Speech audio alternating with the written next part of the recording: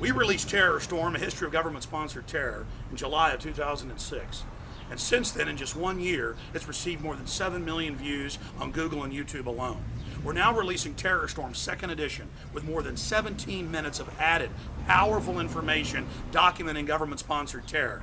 My friends, if you'd like to get a DVD of TerrorStorm and support the filmmakers, visit Infowars.com or PrisonPlanet.com, or you can also go to PrisonPlanet.tv and download a higher quality version. But whatever you do, please spread this free video to everybody you can so that they can wake up to the fact that the New World Order is real and is attacking the people. God bless you. Here is TerrorStorm, 2nd edition.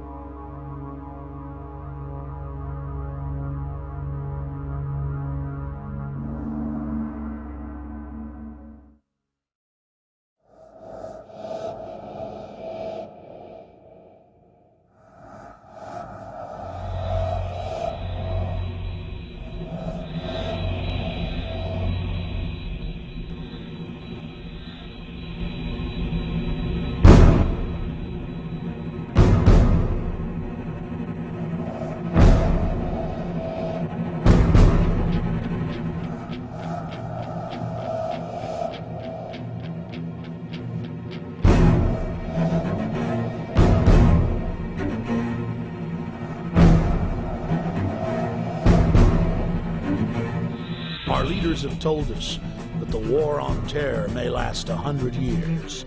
The new kind of war against a shadowy enemy that can never be defeated. Either you are with us, or you are with the terrorists. Generation after generation will have to lay down its liberty in an endless war for global empire. It was a breathtaking display of firepower. And the Pentagon says, we haven't seen nothing yet. The perfect specter to convince populations to relinquish their liberty in the name of security. There is no doubt that Saddam Hussein now has weapons of mass destruction. There is no doubt that he is amassing them to use against our friends, against our allies, and against us. And if he does not disarm, the United States of America will lead a coalition and disarm him in the name of peace.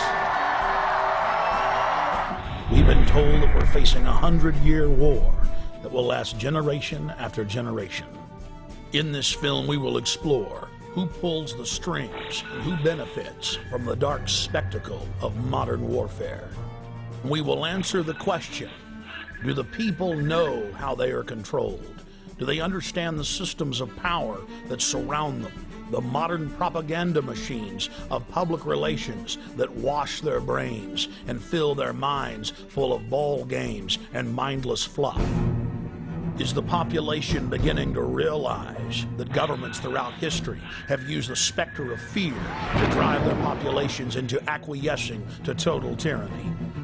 September 11th, national ID cards, Big Brother, the Iraq War, the 7/7 bombings in London, the invasion of Iran. How are they all interconnected? In previous films, we have focused predominantly on September 11th as the foundational event, the pretext for the current geopolitical structure. The smartest thing to do is pull it. And they made that decision to pull. And then we watched the building collapse.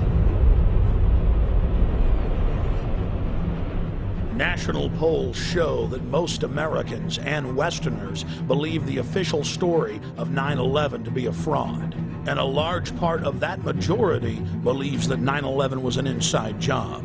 But the establishment press continues to contest any alternative view concerning 9/11. In this documentary, we will first look at historical events that are not contested. Events where the fact of government-sponsored terror is not debated, but in fact openly admitted to by Western governments. There are literally hundreds of examples of government-sponsored terrorism in modern history, or what are known as false flag operations.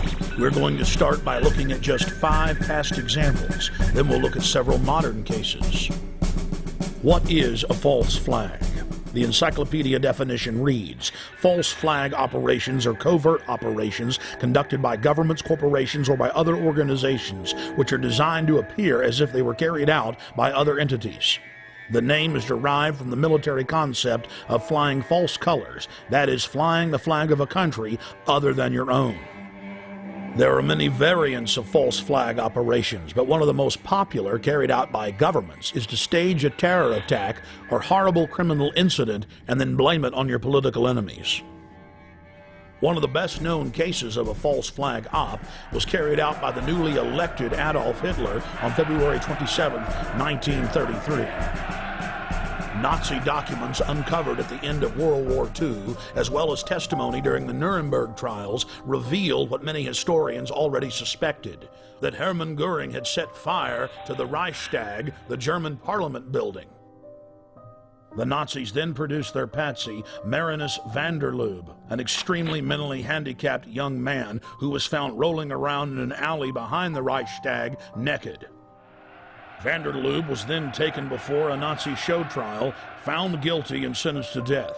He was beheaded on January 10, 1934. Using the crisis he had created to pass laws similar to the USA Patriot Act, Hitler became dictator and set his sights on the world. By March of 1939, Hitler had already seized Czechoslovakia. Having gained both Austria and Czechoslovakia, Hitler desired to move east against Poland. But he did not want to look like the aggressor. Hitler needed an excuse for attacking Poland. It was Heinrich Himmler who came up with a plan. Thus, the operation was codenamed Operation Himmler. On the night of August 31st, 1939, the Germans took an unknown prisoner from one of the concentration camps, dressed him in a Polish uniform, took him to the town of Gleiwitz on the German-Polish border, and then shot him. The staged scene with the dead prisoner dressed in a Polish uniform was supposed to appear as a Polish attack against the German radio station. German radio, newspapers, and newsreels were flooded with images of what appeared to be a dead Polish soldier who had dared attack the Reich. Now Hitler had his excuse to invade Poland, and the nightmare of World War II had begun.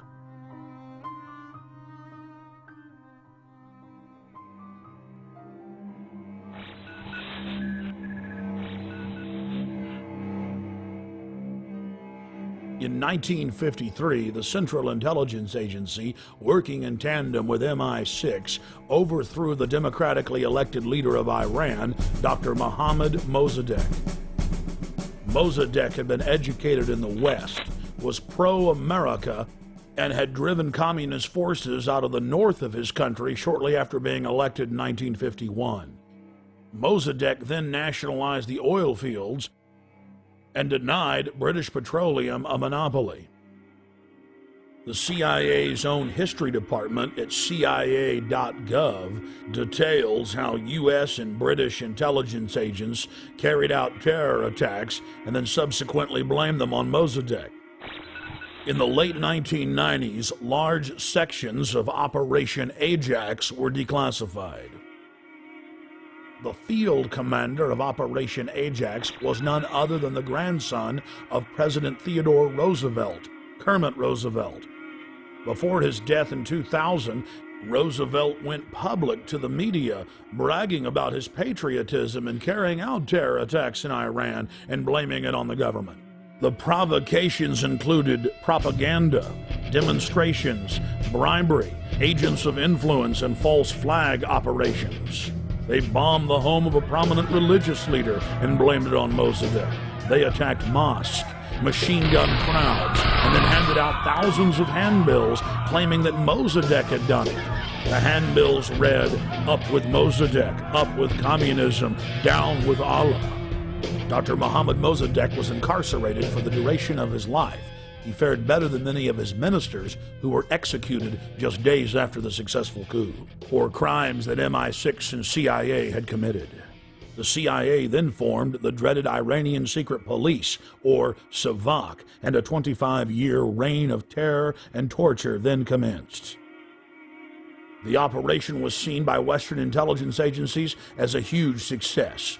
The CIA then successfully used the exact same technique in scores of countries to overthrow elected governments and dictators alike.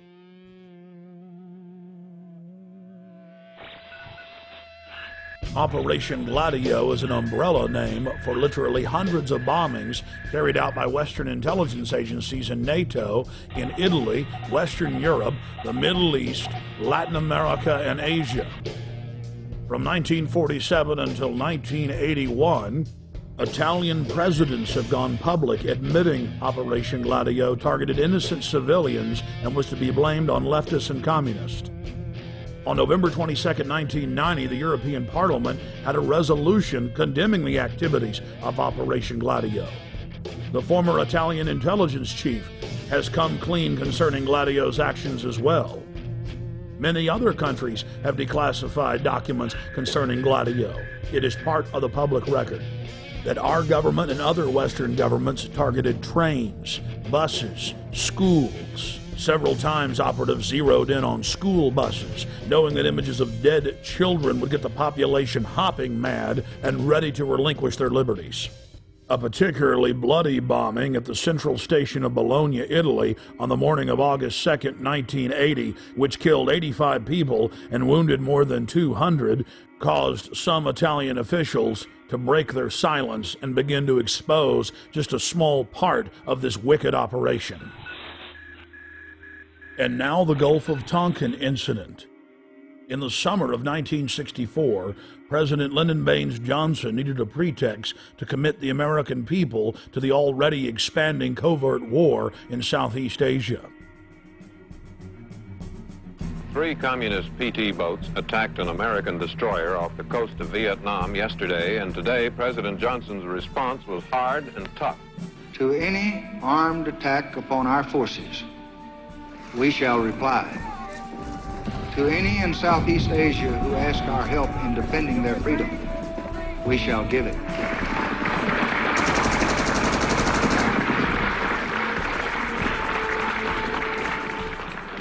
In November of 2001, the LBJ Presidential Library and Museum released tapes of phone conversations with the President and then Defense Secretary Robert McNamara, where they openly discussed plans to use the staged Gulf of Tonkin incident as a pretext to expand the war. Then, in late 2005, the National Security Agency declassified its own official history of the Gulf of Tonkin and admitted that intelligence agency officers had deliberately skewed the intelligence and claimed that Vietnamese patrol boats had attacked U.S. destroyers on August 4, 1964, when in reality they had done nothing, even while being fired on by U.S. forces. Congress then authorized the Gulf of Tonkin Resolution. The Tonkin Lie paved the way for 58,000 American deaths and over 1.5 million dead Vietnamese. On October 6, 1976, 2 time bombs made of C-4 planted on a Douglas DC-8 aircraft exploded, killing all 73 people on board in the most deadly act of airline terrorism in the Western Hemisphere until September 11, 2001. The plane was carrying Olympic athletes from 3 countries, including gold medal winners from Cuba. Declassified FBI and CIA documents show that the convicted bombers of the flight had been given U.S. visas just days before the attack, and that they were in the employ of the U.S. government. This had been reported on in respected publications for years, but has now been confirmed by multiple declassifications. Cuban plane bomber was CIA agent. Declassified U.S. government documents show that a man suspected of involvement in the bombing of a Cuban passenger plane worked for the CIA. Luis Posada Carrillas.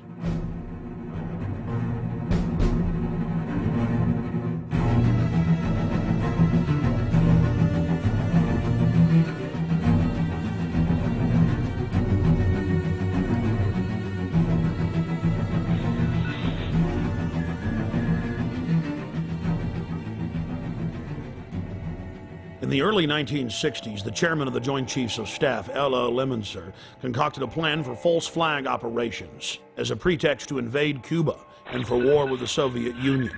In Operation Northwoods, they planned to hijack jets by remote control, crash them, and blame the attack on Cuba. There were many other terrorist attacks they planned to carry out that were contained within the document. One scenario mentioned was the destruction of a U.S. naval vessel that was to be blamed on a foreign power as a pretext for war with any enemy they picked. President Lyndon Baines Johnson went operational with Northwoods on June 8, 1967 during the Six-Day War. During the Six-Day War between Israel and the Arab nations, the USS Liberty was sent by Johnson to collect electronic intelligence in the eastern Mediterranean. The clearly marked U.S. intelligence ship was 14 miles off the coast of Israel in international waters. A short time after the air attack had been completed, the 3 torpedo boats approached us from our starboard quarter at high speed and in an apparent torpedo launch attitude. Israeli surveillance aircraft flew low over the ship and clearly identified it as an American vessel. At 2 p.m. that afternoon, the USS Liberty was attacked by 3 Mirage 3 fighter bombers.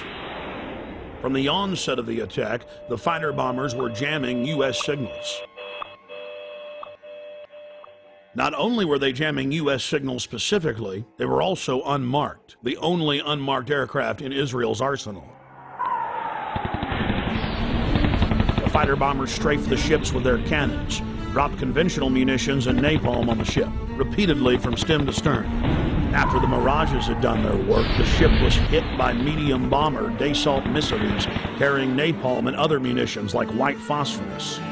The USS Liberty was then attacked by 3 Israeli torpedo boats bearing Israeli flags. The torpedo gunboats opened fire with high-caliber machine guns and launched torpedoes. A single torpedo struck the ship, blowing a hole in both sides, entering the ship and leaving a 30-foot exit hole when it exploded. Then the torpedo boats began strafing life rafts in the water, an international war crime. While all of this was happening, the oversized American flag flew clearly above the ship. The attack on the Liberty went on for hour after hour after hour. During the entire attack, the USS Liberty continually called the Sixth Fleet that was nearby, begging for air support or rescue. 2 aircraft carriers in the Med responded by launching fighter aircraft. Unbelievably, they were recalled by the White House. Rear Admiral Geist, then commanding the carriers in the Sixth Fleet, called Washington personally to confirm the recall order. Secretary of Defense McNamara came on the line, and then President Johnson himself told Geist, "I want that goddamn ship going to the bottom.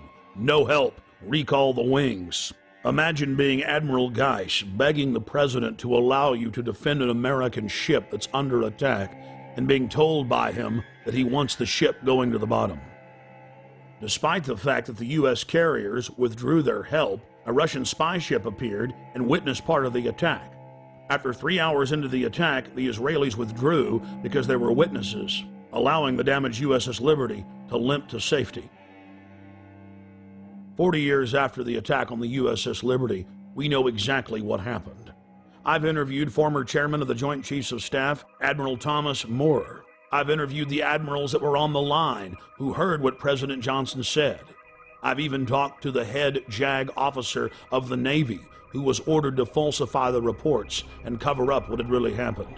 One of the Israeli pilots has gone public as well, saying that 3 times he refused over his radio to headquarters to attack the ship, saying clearly that it was an American ship in international waters and an ally. He was ordered under threat of court-martial to engage the ship. In a nutshell, this is what happened. President Johnson had personal control over the ship, parked it in the Mediterranean, made a backroom deal with Israel to attack it with an order to kill all aboard. Then the attack on the ship was to be blamed on Egypt. The U.S. would enter the war and take over the entire Middle East. In the aftermath of the attack on the most highly decorated ship in U.S. history, the captain and his entire crew were told they would spend life in prison or be killed if they told anyone what happened. Captain William L. McGonigal was given the Congressional Medal of Honor in secret and told not to tell anyone that he had won the award.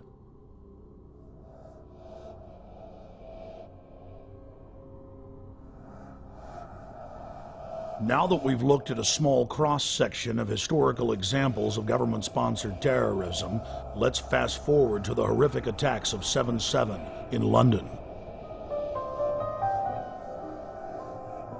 Tony Blair, leader of the pro-war Labour Party, had lost a huge number of seats in the Parliament and was fighting to keep his position as Prime Minister. And then right on time, the bombings of 7/7 and 7/21 occurred. Within days of the London bombings, evidence began to emerge indicating Western intelligence agency involvement. I traveled to London from Austin, Texas, to personally investigate.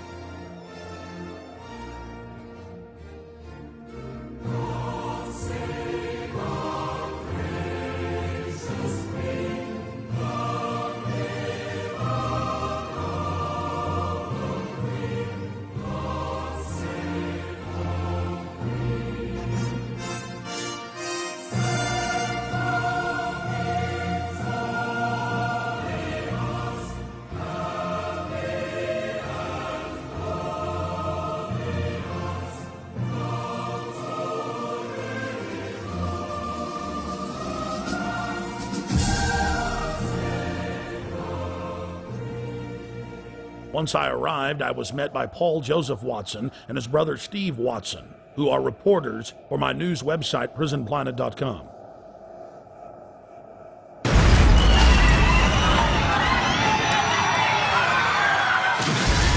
To understand the London bombings and who perpetrated them, you first need to look at 3/11/2004, the bombings in Madrid, Spain.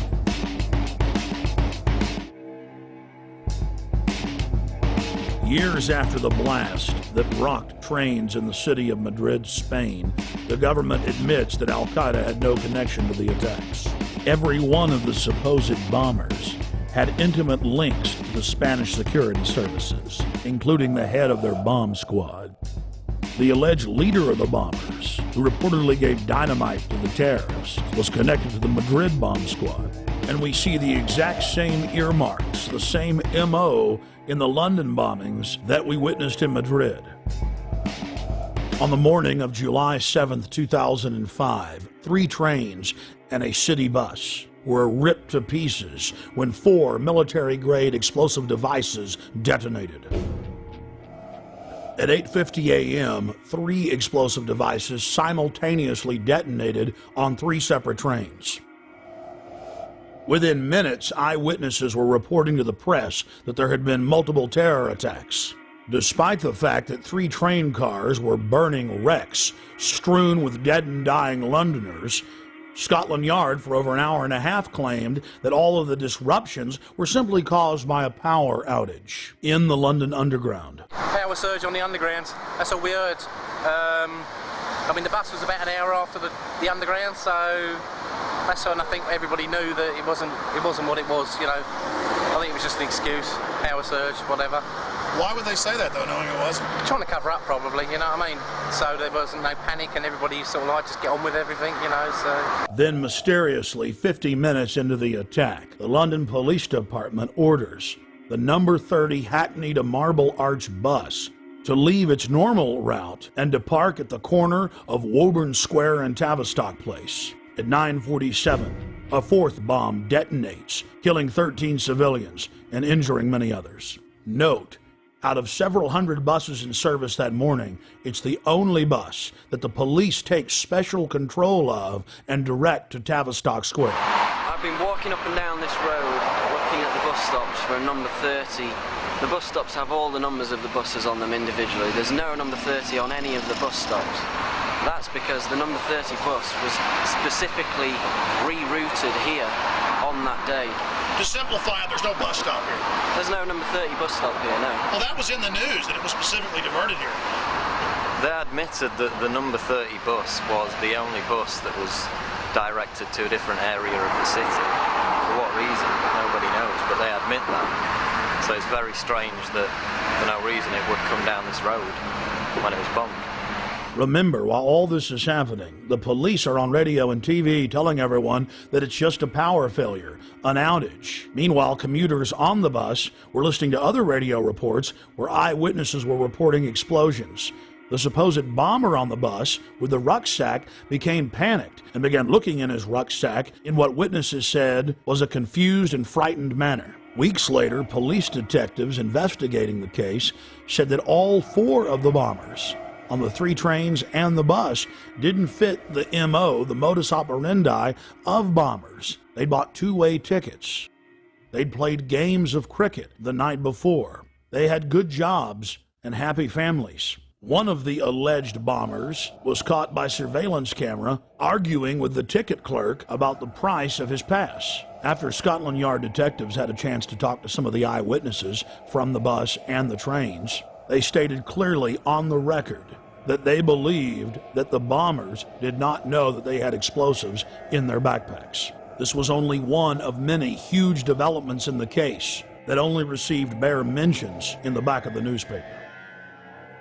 The July 29th edition of Fox News Channel's Dayside program revealed that the so-called mastermind of the 7/7 bombings, Harun Rashid Aswad, is a British intelligence asset. Former Justice Department prosecutor and FBI terror expert John Loftus exposed the fact that Aswad was being protected by MI6 and was clearly under their control. Aswad is believed to be the mastermind of all the bombings in London. On the 7/7 and 7/21, this is the guy, we think. This is the guy, and what's really embarrassing is that the entire British police are out chasing him, and one wing of the British government, MI6, or the British Secret Service, has been hiding him. And this has been a real source of contention between CIA, Hold on, John. Justice Department, and Britain. MI6 has been hiding him. Are you saying that he has been working for them? Oh, I'm not saying it. This is what the Muslim sheikh said in an interview in a British newspaper back in 2001. So he's a double agent, or what? He's a double agent. So he's working for the Brits to try to give them information about Al-Qaeda, but in reality, he's still an Al-Qaeda operative. Yeah. The CIA and the Israelis all accused MI6 of letting all these terrorists live in London. Now, we knew about this guy Aswad. Back in 1999, he came to America. The Justice Department wanted to indict him in Seattle because him and his buddy were trying to set up a terrorist training school in Oregon. The headquarters of the U.S. Justice Department ordered the Seattle prosecutors not to touch Aswad. Hello. Now, hold on. Why? And that's, well, apparently Aswad was working for British intelligence. Now, there's a split of opinion within U.S. intelligence. Some people say that the British intelligence fibbed to us. They told us that Aswad was dead, and that's why the New York group dropped the case. That's not what most of the Justice Department thinks. They think that it was just, again, covering up for this very publicly affiliated guy with Al-Mujarrab. He was a British intelligence plant. Our CIA says, okay, let's arrest him, but the Brits say no again? The Brits say no. Now, at this point, 2 weeks ago, the Brits know that the CIA wants to get a hold of Harun. So what happens? He takes off again. Goes right to London. He isn't arrested when he lands. He isn't arrested when he leaves. Even though he's on a watch list. He's on the watch list. The only reason he could get away with that was if he was working for British intelligence. He was a wanted man. And then takes off the day before the bombings, as I understand it? Yeah, and goes to Pakistan. The Pakistanis arrest him. They jail him. They jail him. He's released within 24 hours. In London, we spoke with David Shaler, a former MI5 agent who was convicted of breaking the Official Secrets Act and imprisoned for 6 months. With regard to 7/7, there has been a witness report now included in a local British newspaper called the Cambridge Evening News, in which somebody who was on one of the tube trains says that he didn't see a man with a rucksack. In fact, after the explosion, what he saw was metal pointing upward from the bottom of the carriage. That would indicate, of course, that the bomb was not carried onto the tube train, but was in fact attached underneath it. Now again, nobody in the British national press is following that up. Now I hope investigators and the police are. A current member of British Parliament and a former cabinet minister in Prime Minister Tony Blair's government, Michael Meacher, was sacked in 2003 for raising important questions on the eve of the Iraq War. Atrocity of London bombings where 56 people were killed. That was on the 7th of July, 7/7 we call it. It's a very convenient way of ensuring there is fear of ensuring that there is control, and of ensuring that those who are in the know, and of course we cannot tell you because it is all secret, are in a position of extreme power. As part of our inquiry into the London bombing, we wanted to investigate the suspicious death of Jean-Charles de Mendez. Within days of his brutal murder at the Stockwell tube station in the London Underground, evidence of a cover-up began to emerge. We were at the station just a week after he was killed, and many of the facts we've covered were already public knowledge. But still, some of the locals made excuses for the police. What did you witness with the unfortunate Brazilian man that died? All we saw was the police running into the station with guns. That's all we saw. We didn't see anything else at all. And then after that, a couple of seconds after that, we were vacated down South Lambeth Road. That was all we saw. We didn't see anything else. I mean, are you sad for him and his family that he's dead? Oh, yeah, but at the end of the day, he should have stopped and surrendered, shouldn't he? If it had happened in his own country, he would have been shot down as well. So, with all that's gone on, the police were only doing what they thought was best, as far as I'm concerned. Why do you think he ran? Well, because his visa had run out, obviously, but he's not going to have armed police running after him just because his visa's run out, has he? So the police were protecting, you know, the people travelling on the tube, so I don't see any wrong in what the police have done at all. I understand your view on that. Why do you think they shot him 8 times in the head? Oh, I don't know. It's a lot of times to shoot him. It is a lot of times to shoot him. How many times did you hear they shot him? 5 at first. 5, and then, no, 3 first, then 5, then it went up to 8. So... And the police admit they tackled him and then shot him. Well, they told him to surrender, didn't they? They told him to stop, and he didn't. He carried on running, so, you know. What else could they have done, as far as I'm concerned?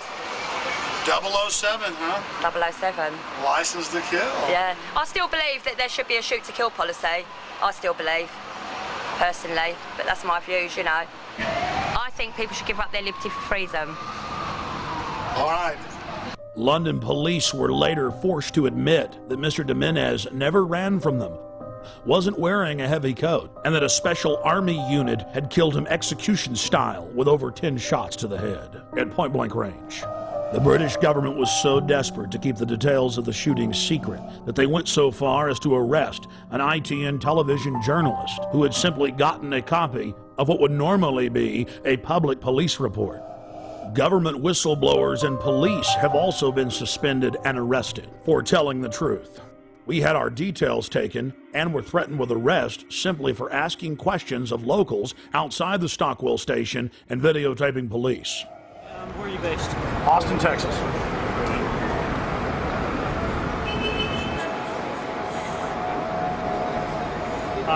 Alex, I'll take your date for 2/11/74. Would you just rather see my driver's license? No, that's okay. Well, here, just let me do it. Take it down. That's all I need, mate. Well, I mean... And you're filming for a program back in the States or something? Exactly. In fact, I think it'll probably be broken into...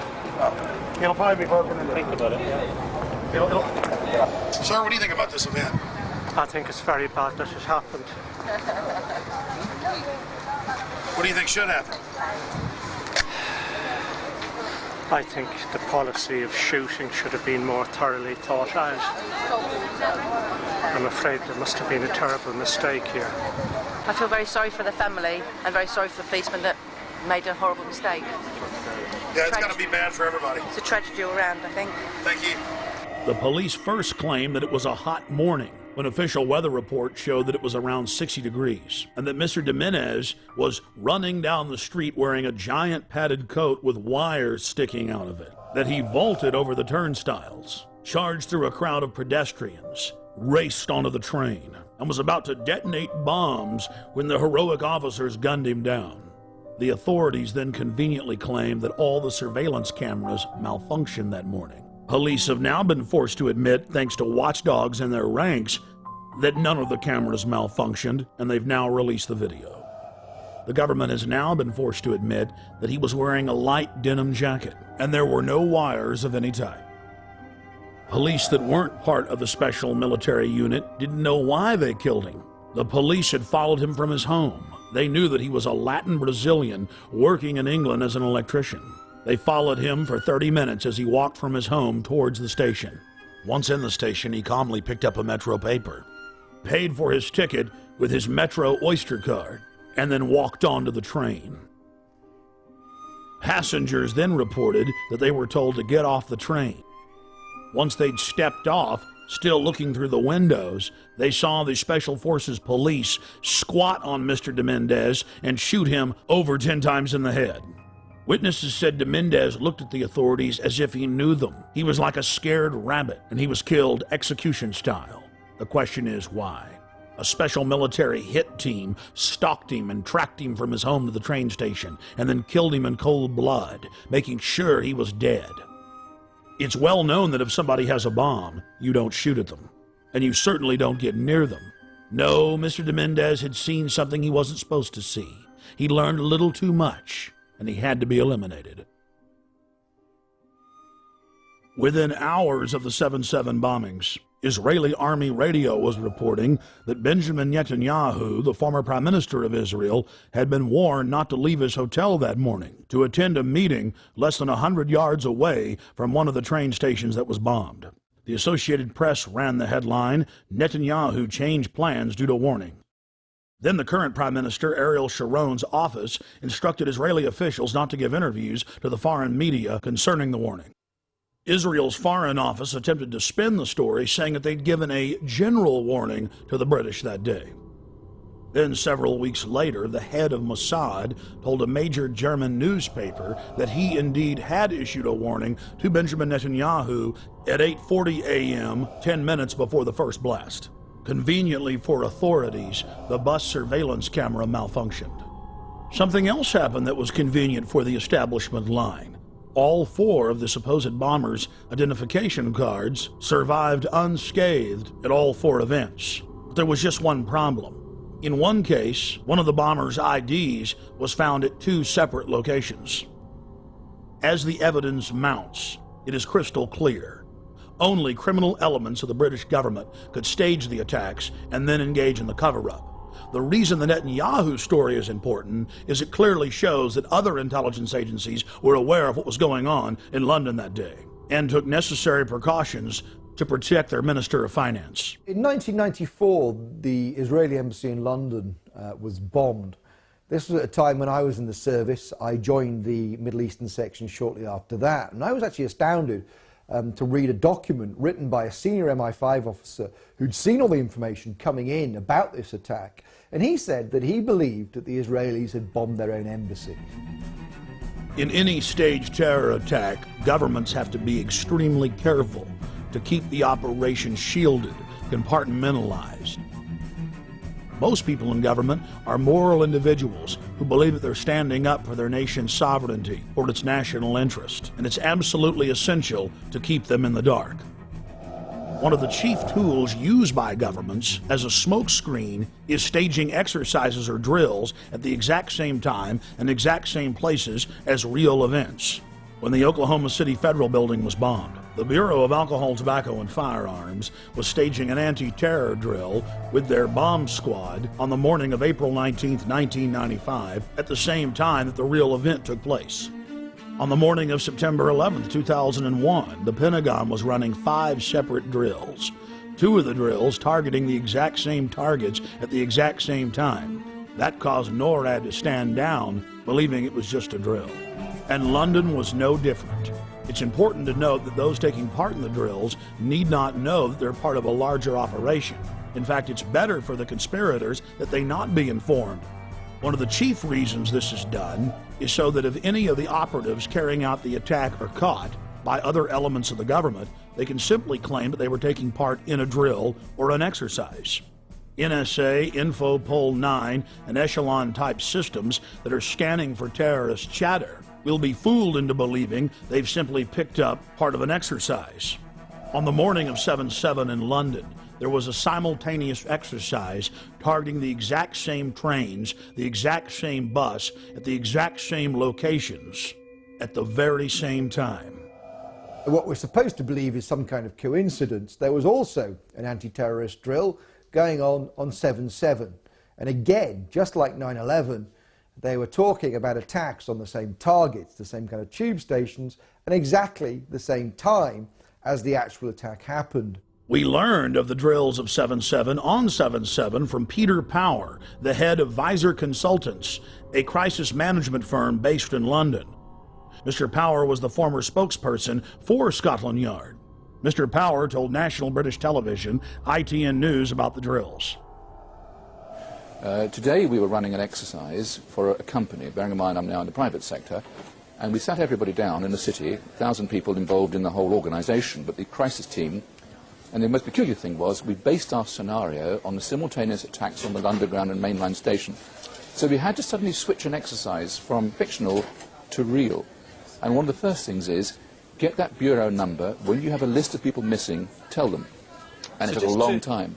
Just to get this right, you were actually working today on an exercise that envisioned virtually this scenario. Almost precisely. I was up until 2 o'clock this morning because it's our job, my own company, Visor Consultants. We specialise in helping people to get their crisis management response. How do you jump from slow time thinking to quick time doing? And we chose a scenario with their assistance which is based on a terrorist attack because they're very close to a property occupied by Jewish businessmen. They're in the city, and there are more American banks in the city than there are in the whole of New York.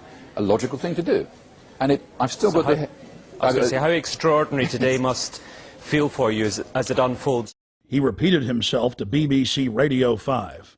The thing that concerns me is that what are we doing for the thousands of men and women actually who are in London working? And I say that because at 9:30 this morning we were actually running an exercise for over a company of 1,000 people in London based on simultaneous bombs going off precisely at the railway stations that happened this morning. So I still have the hairs on the back of my neck standing upright. To get this quite straight, you were running an exercise to see how you would cope with this, and it happened while you were running the exercise? Precisely. And it was about 9:30 this morning. We'd planned this for a company, and for obvious reasons I don't want to reveal their name, but if they're listening they'll know it. And we had a room full of crisis managers for the first time they met. And so within 5 minutes we made a pretty rapid decision, this is the real one. And so we went through the correct drills of activating crisis management procedures to jump from slow time to quick time thinking and so on. If we use a standard actuary employed by major insurance companies to calculate the probability of these events coinciding in a 10-year mean, we learn that the probability of this happening is greater than 1 in 300 tetragillion. To put that in perspective, that's a number with 41 zeros behind it. That is trillions and trillions and trillions and trillions and still more trillions times greater than all the grains of sand in all the world. To put that number in perspective, it has 41 zeros. Scientists using supercomputers have estimated that the Earth has over 7 quintillion grains of sand. A quintillion has 18 zeros.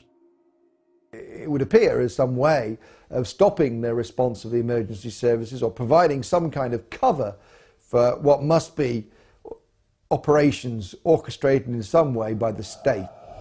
The evidence is overwhelming. All the telltale signs are there of government-sponsored terror. Only the British government had the know-how to carry out the attacks and to control the situation before and after the bombings. And of course, there's all the other admitted cases where the British government has hired terrorists to carry out assassinations or carried out bombings in their own country as a pretext for political control. And then, of course, there's qui bono, Latin for who benefits, who stands to gain. In the weeks leading up to 7/7, Tony Blair's poll numbers had fallen to the lowest point in his 7-year administration. Blair came an inch from losing control of the parliament and was fighting calls from within his own party to step down as prime minister. Support for the war was dismal. Despite the bombings, which did improve his approval ratings and support for the war, he was still only barely able to maintain control over the British House of Commons. In the wake of the bombings, Tony Blair's administration descended on the British people with a raft of tyrannical legislation, attacking the press, freedom of assembly, and setting up the conditions needed for a martial law takeover of the nation through the Civil Contingencies Act. And of course, the bombings took place while world leaders were meeting in Scotland, so Bush and Blair could grandstand and blame the whole thing on Iraq, legitimizing their war. Despite the fact that the G8 World Summit was coming to England on July 7th, the British government lowered the terror threat on the London Underground in early June and conveniently lowered security.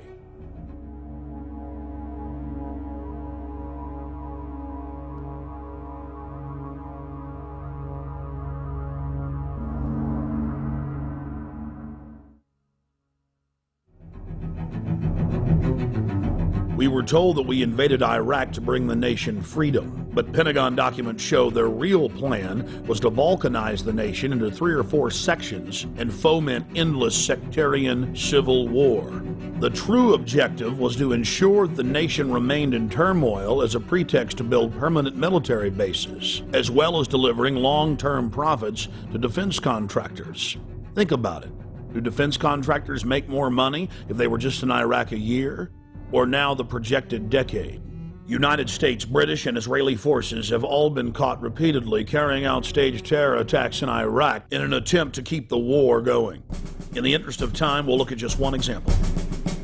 In late September of 2005, in the British-controlled city of Basra, 2 British Special Forces SAS commandos attacked a group of police at a checkpoint, killing one and injuring another. When they were finally subdued and brought into custody, their car was filled with plastic explosives, automatic weapons, rocket-propelled grenades, and other bomb-making materials. Why would members of Britain's most elite fighting force, the Special Air Services, be dressed up like Arabs out shooting police with a car full of plastic explosives in a city that had been racked by sectarian violence? The governor of Basra in Iraq ordered that the British soldiers be held for trial for the murder they'd committed. Within hours of their incarceration, dozens of British tanks and hundreds of soldiers assaulted the main police station in Basra, killing jail guards and police in the process to free the 2 commandos. Over 150 prisoners escaped, and the controlled mainstream media reported on the incident as if it was no big deal. We cannot wait for the final proof. The smoking gun. It could come in the form of a mushroom cloud. The United States knows that Iraq has weapons of mass destruction. Saddam Hussein already possesses 2 out of the 3 key components needed to build a nuclear bomb. In early February of 2006, members of the British government leaked documents that the White House admits are authentic. Known as the White House Memo, it is the minutes of a pre-war meeting between Prime Minister Tony Blair and George Bush in the Oval Office. The minutes contain the discussion of a classic false flag operation, where Bush tried to lure Saddam into war using UN aircraft. Mr. Bush told Tony Blair of the extraordinary plan during a meeting in the White House on January 31st, 2003, 6 weeks before the war started, the Times of London reported. The Times reads, President Bush had plans to lure Saddam Hussein into war by flying an aircraft over Iraq painted in UN colors in a hope he would shoot it down. The memo also contained details of President Bush's plan to have defectors claim they had seen weapons of mass destruction that didn't exist. Well, it is perfectly true that we now know that the evidence, both in the United States and in Britain, which was put before the people, turns out to be wrong. It was known to be wrong. It was fed to Parliament. It was fed to Congress in order to get the necessary support. But we don't want the smoking gun to be a mushroom cloud. When Congress threatened to block the reauthorization and expansion of the USA Patriot Act in 2006, President Bush announced that he would still enforce the law even if it was not a law. That, by its definition, is dictatorship. When President Bush was caught secretly paying off reporters and newspapers and television stations across the country to the tune of $1.6 billion in 2 years, the Governmental Accounting Office declared it illegal. Every single action by itself was a felony, and there were tens of thousands of instances. President Bush simply said that he was above the law, and it didn't matter if Congress said it was illegal, he was going to continue the practice. When a leader declares themselves above the law, you are living in an official dictatorship. We have found out from our time in the services that there are certain people in the press who work as agents of influence of the intelligence services. In Britain, it's very easy to reward people with privileges, with contracts, with honours, with appointments to the House of Lords, with knighthoods and so on. So no money has to change hands, but those people know very clearly that they have a job to put out propaganda on behalf of the services. Now, I have no problem, of course, with the services arguing their case in the media, but if they're going to do that, like anybody else, they should declare where they come from and why they're stating that point of view.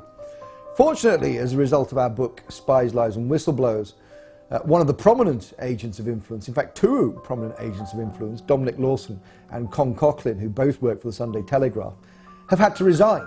Because of course once you're exposed as an agent of influence, you can no longer do that job because people just simply say, well, he's saying that because he's working to an MI6 brief.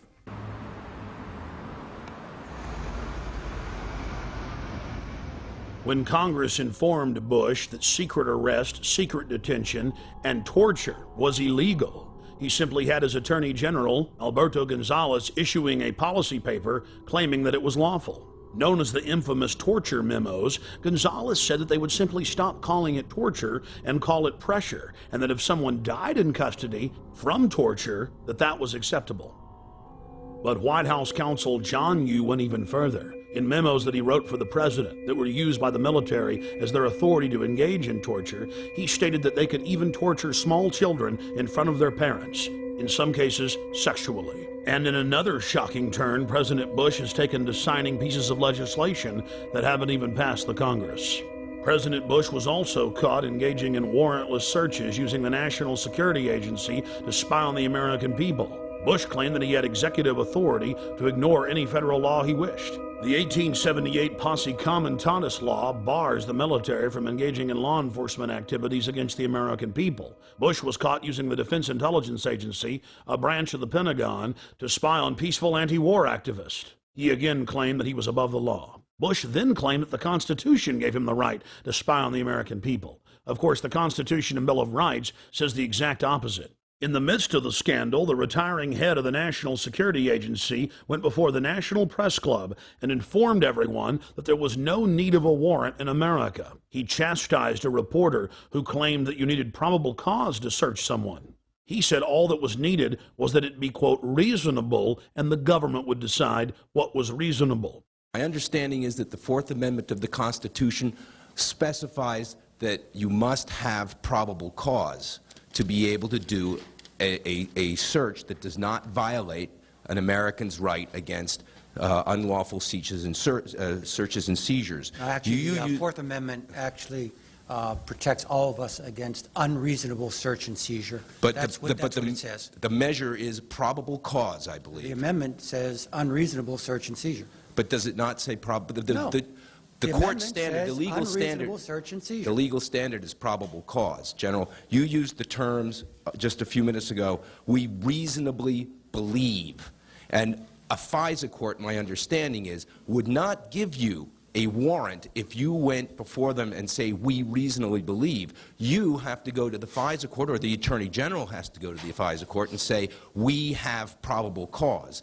And so what many people believe, and I'd like you to respond to this, is that what you've actually done is crafted a detour around the FISA court by creating a new standard of reasonably believe in place of probable cause, because the FISA court will not give you a warrant based on reasonable belief. You have to show a probable cause. Could you respond to that, please?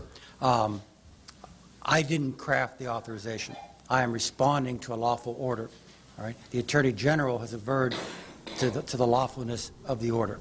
I will now read the Fourth Amendment in its entirety. The right of the people to be secure in their persons, houses, papers, and effects against unreasonable searches and seizures shall not be violated, and no warrant shall be issued but upon probable cause, supported by oath or affirmation, particularly describing the place to be searched and the persons or things to be seized. Notice the Fourth Amendment clearly states no warrant shall be issued but upon probable cause, and that must be supported by an oath or affirmation, and particularly describing the place to be searched and the persons or things to be seized. That is the definition of reasonable. Reasonable is having a witness and having probable cause, and specifically knowing what has been done that is wrong and against the law that you're searching for, not just, oh, we say we're being reasonable. The National Security Agency director clearly knew what he was doing. He knows that 99% of Americans have no idea what the Fourth Amendment actually says. So he claims that it's okay for them to spy on us without a warrant, counting on us being ignorant. That ignorance needs to end. Or maybe he's looking at a Fourth Amendment that the rest of us haven't seen. Several years into the occupation of Iraq, President Bush told the world that they had freedom of the press. Now it's been revealed that if you write one story critical of the occupational government, you are instantly arrested and sentenced on average to 30 years in prison. In some cases, reporters are simply executed or tortured. Then it came out that the Pentagon was covertly controlling almost every major newspaper in Iraq and that PR firms were writing most of the stories in the United States. But it's not just going on in Iraq. Billions and billions of dollars a year are spent paying off reporters, planting fake news stories, and producing fake newscasts. The military calls this InfoWars, seizing the mind of the enemy, and they are treating the American people like an enemy. When you learn that the Pentagon, the CIA, and the White House are openly engaging in military-style propaganda against the American people, then you begin to realize why large portions of the American population simply don't have their facts straight. We asked David Shaler about MI5 and MI6 connections to Al-Qaeda. I learned of an operation in which MI6, the British External Intelligence Service, had funded Al-Qaeda to carry out an operation to try and assassinate Colonel Gaddafi of Libya. And once I'd become briefed on a plot in which MI6 was funding our terrorist enemies without government permission, I no longer wanted to be part of that setup. We also spoke with former MI5 agent Annie Machon, herself a whistleblower exposing MI5 and MI6 wrongdoing. I went public in conjunction with my partner because we'd seen so many dreadful things going on and we believe that the British public deserves better protection. My own, not as much government but intelligence services, were carrying out operations in which innocent Libyans died. David was briefed officially by MI6 officers on their attempt to assassinate Colonel Gaddafi by funding Al-Qaeda in Libya. So I felt the need to say something about that. It took a long time to have the courage to be able to do that with the newspapers in this country, but eventually I decided that was the only way forward. We had to leave our friends and family, we had to leave our jobs, our home, everything in London with 3 days' notice because the newspapers suddenly decided to kick into action. I lived in exile for 3 years. In fact, when I actually tried to use a legal route to alert the British government about MI6 funding Al-Qaeda, I was the one thrown in prison. We then tried to negotiate with the government. We tried to say, please take our evidence about the crimes we've seen. The government refused then, and to this day, 8 years on, they are still refusing to take David's evidence and my evidence about crimes committed by our intelligence agencies. We have sources have told the press, sources in America from the State Department and the CIA have confirmed that payments were made to a group in Libya that was associated with Osama bin Laden. A document actually appeared on the internet which predates the attack and describes exactly the modus operandi, the way of carrying out the attack, the timing of the attack, the people involved, the Islamic extremists and so on, that I described when I went on the record. As a result of the attacks on 7/7, the British people seem much more complacent and will allow the state to infringe their liberties in a way that they wouldn't allow them to do otherwise. While in London, I learned that Parliament had just passed a law that would ban any type of free speech within several miles around the British Parliament building. Blair's approval ratings go up when there is an event. Bush's approval ratings go up when there is an event. What, quote, Muslim extremists in their right mind would carry out an operation that would empower the New World Order global empire whose epicenter is London and New York and D.C.? Why would anybody put up with this? My friends, never give up your liberty. Stand up against tyranny. Learn the truth and find out who has the motive. Find out who has the motive to scare you into submission, to intimidate you, to bully you, into accepting their wars of global war and empire and genocide. At a time like this, I think people are prepared to give up a little bit of their liberty, aren't they? Just a bit. I mean, yeah, it's okay. I mean, if you've got nothing to hide, it's not really a problem, is it? I think we should be just a bit firmer on what we've allowed here. I think we've been too democratic and we've been too soft.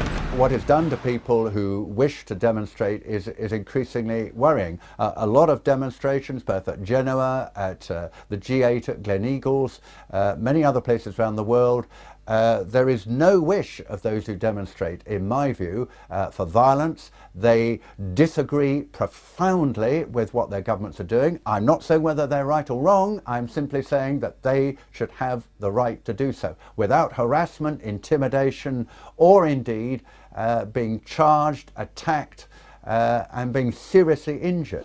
Because the only ones who are going to be allowed to have the big loudspeakers out in the public areas, just like in China, are going to be the state. I must say one of the things that does concern me is Brian Hoare, who camped outside Parliament in the square, which actually faces the parliamentary buildings, faces the large iron gates where ministers come in and MPs go in and out.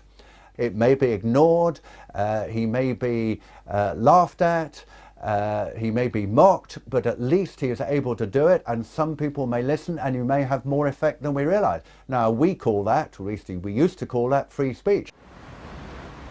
What about the Freedom Lady, the Statue of Liberty? Well, I did hear a rumor that the Statue of Liberty has been brought in for questioning. She may be with Al-Qaeda. You're probably right. 6 times they've taken me to court. Oh no, we took them to court this time, by the way. We took Mr. Charles Clarke, the Home Secretary, and Mr. Ian Blair, the Commissioner of Police. I was the complainant, they were the defendants, and it was found in my favour. It is very much of concern that we've actually got an Act of Parliament which in one of its sections is clearly designed to prevent him or people like him putting across a message which they feel passionately about and which could be heard within the confines of Parliament. I find that very worrying. I bullhorned Parliament 3 days before the law went into effect. George Bush carried out 9/11. Do you think some people in a cave, were able to have NORAD stand down? Do you think that people in a cave were able to have all of this happen? It's a total and complete fraud. The New World Order is using terror to scare you into submission, and they will be defeated. And here in this supposed free country where they're trying to pass a law to stop this, they're here to talk to us. I witnessed local activists bullhorning Parliament, and the local police didn't have a problem with that. But as soon as I got on the bullhorn and began talking about pertinent issues, they became very upset and enrolled me into some type of troublemaker database. You've got to understand that governments stand to gain from terror, to scare you into submission, to attack. Dick Cheney, in September of 2000, openly wrote a document called Rebuilding America's Defenses, and he said we need a Pearl Harbor event. The U.S. government wants to carry out terror attacks to blame it on their enemies. 9/11 was a self-inflicted wound. 9/11 was an inside job. It was orchestrated. It was engineered by the globalists. A few weeks after returning to the United States, I then read in the newspapers in horror that I had indeed been enrolled in a terrorist database. The identity cards, the compulsory identity cards that have been proposed for the first time in our history, around about 80% of the British people oppose the introduction of these cards. And it's not just cards, it's the databases that go behind that allows the state to access private information and so on. And yet as a result of 7/7, it seems that these things will be steamrolled through our Parliament. Wherever we look at the moment, there are assaults on civil liberties, as a result, of course, of the so-called war on terror. Similar guidelines have been implemented inside the United States. A Virginia anti-terror training manual lists property rights activists as potential terrorists. A Texas manual lists those wearing Levi's jeans, having cell phones, and who are, quote, friendly towards the police as potential terrorists. In Arizona, they list those that make frequent references to the U.S. Constitution as potential terrorists. All of these guidelines have been produced by the federal government and distributed at the state level. The federal government itself has told police to be on the lookout for drivers who have road almanacs or driver atlases. All across the planet, governments are restricting free speech and setting up so-called free speech zones to stop their populations from demonstrating. Months later, Paul and Steve Watson came to Texas and joined me live on my radio broadcast to discuss the aftermath of the London bombings. We are joined in studio by Steve Watson and Paul Watson. Guys, you've been in the United States now for about 7 days. How have you liked it? Been pretty good so far. Obviously it's all Western culture, so it's pretty similar. But when we were in London, I mean, there were so many facets to it. But what was it like to have the police march up to you and tell you to turn your camera off when you were just on a public street interviewing people? Well, I mean, the fear-mongering at the time, we were there right after the bombings, 3 weeks after the first bombings, I believe, but then there was the second failed attempt. So the state of panic was still quite high, even though Londoners basically were apathetic to the attack. They just got on with their lives. They weren't really buying the government propaganda on it. We had case after case where we'd be out on the street doing interviews with people, and we'd be showing the video cameras, and there were people working right there at the Hard Rock Cafe. And I'm like, look at these cameras, they're everywhere, and they're in plain view. And the manager comes out and goes, you know, thanks for showing me that. I've never noticed those. What's your name, sir? Charlie. I'm Alex. Nice to meet you, Charlie. Alex, how you doing? Good. What do you think of the new symbol of the United Kingdom is going to switch from the Union Jack to the black surveillance camera? Well, you know, there's plenty going on in London, so they need the surveillance cameras everywhere. But I mean, it's going to be the new national symbol, or of course I'm being sarcastic, but really it has become the national symbol. 4+ million surveillance cameras in the great city of London alone. To say about it. You know, I don't even see them there. You don't see them? They don't exist? No. 4 million in the city? That's the first time I've even noticed they're there, and I've been working here a year. Out of sight, out of mind, huh? That's it, that's it. That's kind of Orwellian, though. You seem like a smart guy, but did you know only the smartest people in the inner party know how to engage in doublethink and doublespeak, where you don't even notice the cameras that are there? In fact, if you say they're not there, they're not there. Here, together, let's say they don't exist. All right, they don't exist. 2 + 2 = 5, hey. Hey, you could get an inner party membership. All right, I'm into it. I mean, that was actual doublethink. Steve, Paul, you want to comment on that? Well, let me read a quote from Orwell from 1984. Doublethink is an unending series of victories over your own memory, reality control. To know and not to know, to be conscious of complete truthfulness while telling carefully constructed lies, to hold simultaneously two opinions which cancelled out knowing them to be completely contradictory and believing in both of them, to use logic against logic to repudiate morality while laying claim to it. And this is exactly what we saw over and over again in London. You've got a nest of, 6 or 7 cameras, and people are out there saying they've never noticed them. It's like, it's a survival mechanism to deny reality, but at the end of the day, it's not even a survival mechanism, it's quite dangerous. We were asking the attitudes of taxi drivers about the bombings. They were all quite ambiguous. They kind of believed the government line at that point. Do you ever wonder who's really behind it? Well, I've heard there's people who think that other governments are behind it. You know, British governments, American governments, people have said that. Oh, really? You heard that some people think it's the government? Yeah, I've heard that. Really? How popular is that view? Pretty unpopular, I would have thought. It is straight out of George Orwell's 1984. This poor woman thinks that if you give up your liberty, you supposedly get freedom. Yeah, well, we went to Stockwell Tube Station where they shot the Brazilian man. We basically noticed this woman who was working on the fruit stall. She'd been interviewed on the BBC, I'd seen her on there, so we went over to interview her. We were talking to her, and Alex asked her if she would sacrifice liberty for security. And she came back with, yes, I'll sacrifice liberty for freedom. I think people should give up their liberty for freedom. Liberty and freedom are the same thing. We then asked her again to clarify, just in case she made a mistake, and she said the same thing again. She was willing to give up liberty for freedom, which is really, it's direct doublethink, because the two things mean the same thing. We found the same mindset in Crawford, Texas, outside Bush's ranch, that we witnessed in England. populations who are willfully ignorant, who revel in being lied to. Well, we're on our way out to Crawford, where President Bush is vacationing for 5 weeks. He spent about a fourth of his time in the administration out here at his Hollywood set. Though he admittedly is afraid of horses and cows and many other forms of wildlife, and of course he was born in Kennebunkport, Maine, and spent most of his life there, he likes to put on a cowboy hat and a big belt buckle and strut around. He meets with all these different world leaders and decides to, basically how to carve up the world. He meets with the Saudi leaders and holds hands with them. He meets with Ariel Sharon. He meets with leaders from all over the world, but he certainly doesn't meet with the mothers of dead soldiers.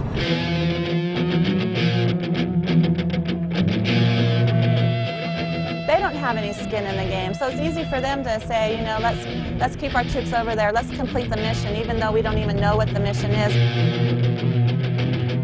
That's really a theme, that we got to get them before they get us. Do you think Iraq attacked us on 9/11? Maybe not Iraq itself, but the belief in the cause that those people have did. Yeah, absolutely. 15 of the 19 hijackers came from Saudi Arabia. Bush is out at his ranch holding hands with the royal princes, but then we've got to go into Iraq. No, I mean, seriously, sir, it's a serious issue. I know where you're going. Where do you think we're coming from, though, sir? I mean, tell me. A lot of you are trying to connect this, we're in bed with Saudi Arabia BS, and this is all a big farce to get Saudi oil and all that. That's not what it's about. So our government isn't in bed with Saudi, okay. While in Crawford, we ran into Ray McGovern and spoke with him about Iraq. Ray McGovern is a retired, senior-level CIA analyst whose career spanned the administrations of John F. Kennedy to George H.W. Bush. His duties included chairing national intelligence estimates and preparing the president's daily brief. I believe that they are still interested in permanent military bases there. I believe they are still interested in controlling the oil from that part of the world. And so it will be stay the course. It will be 6, 7, 8 U.S. troops killed every day or every week. And what's below the surface here was revealed to me by a very well-heeled gentleman who came up to me after a speech I made outside of Milwaukee in a very affluent suburb. He said, "Mr. McGovern, get real. I mean, what's your problem?" He said, you don't have any problem with, you don't deny that we need the oil, do you?" And I said, "No." He said, "Well, 6, 7, 8, 10 Marines a week for the oil, you have to admit that's a very, very cheap price for the oil." I said to him, how do I handle this? I said, well, the utilitarian argument is probably the best. I object to it, said I, because we can't do it. There are 1.3 billion Muslims in this world. They're not going to let us do it. It's already widening. The borders are porous. We can't do it. Well, that didn't convince him. He said, well, I think we can do it. I said, oh, well, suppose your son was one of those 6 killed in Iraq last week. And you know what? He looked at me like it had never occurred to him. And it wouldn't have occurred to him because it wouldn't be his son, It would be the sons from the farms, it would be the sons from the cities. And so he said, well, I don't buy that either. So I'm trying, well, maybe I'll try a moral argument on it. I said, well, are you one of those that likes to have the 10 Commandments brought into the schoolhouses and the courtrooms of this? He said, oh, that's a great idea. I said, well, if memory serves, there's one that says, thou shalt not covet thy neighbor's oil. I mean goods. Don't bear false witness. There's one, don't forever what. There's one that says you shouldn't steal. Right.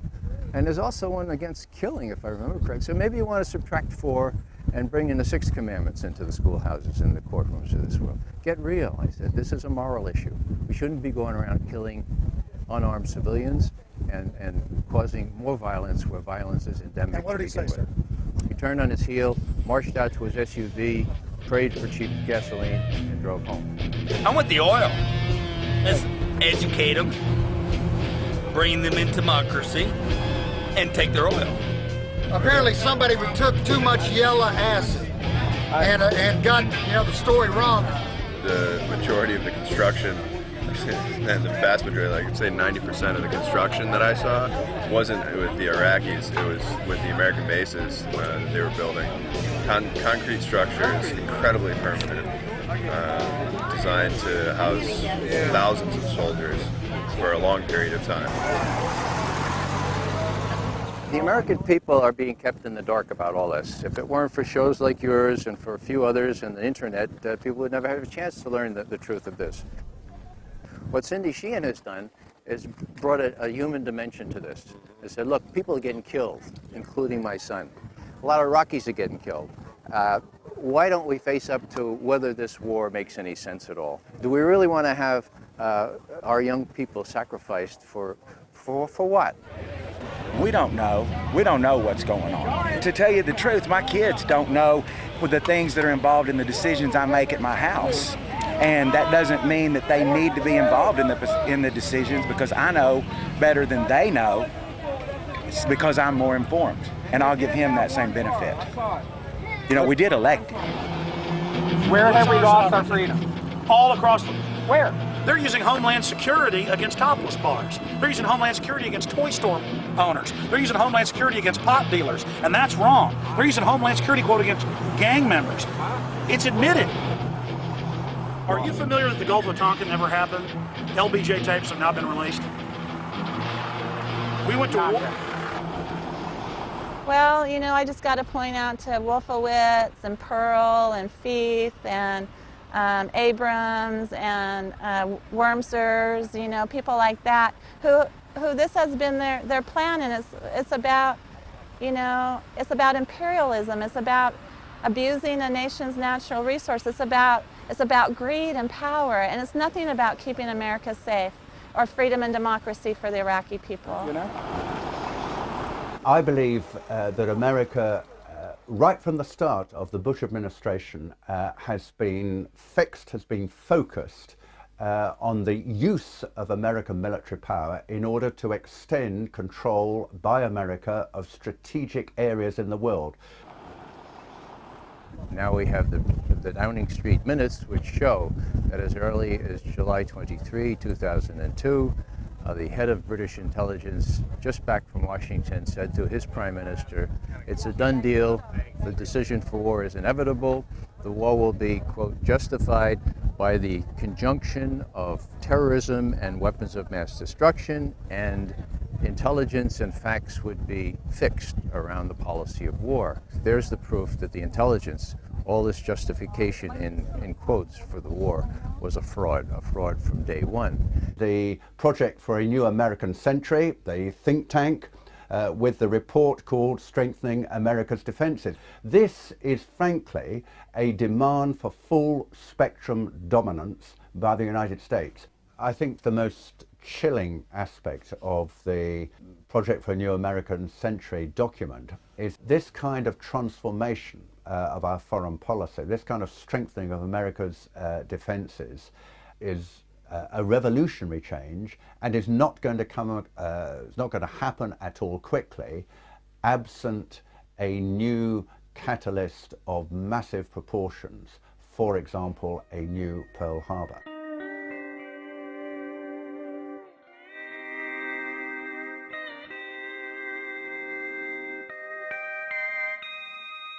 In Crawford, Texas, we found individuals who believe the weapons of mass destruction were found in Iraq. No weapons of mass destruction were found. Are you kidding me? Do you buy that? Yes. Of course there were mass. Of course there were. David, there were. This guy would make a great citizen in George Orwell's fictitious 1984. If we took them all away, does that still mean that if he had the capability, would he still? See, that's in the mind. Well, she's got an ad on TV. It said he lied. My son died. You know, he didn't lie to nobody. What did George Bush lie about? He said he was going to protect this country. Weapons of mass destructions. That weapons of mass destruction. Keep the enemy out of our backyards. He never said there weren't going to be nobody killed. That's war. I think they're saying that Bush lied about WMDs, not about troops were going to die. But did he though? Those weapons were there. The authoritarian powers of the state, which are available to government, is very dangerous. And I think we live in a state, we live in states, both the United States and the UK, where the powers to question, to call in evidence, to demand explanation, to hold to account those who are in control are gradually, systematically being weakened. This is very dangerous in a democracy.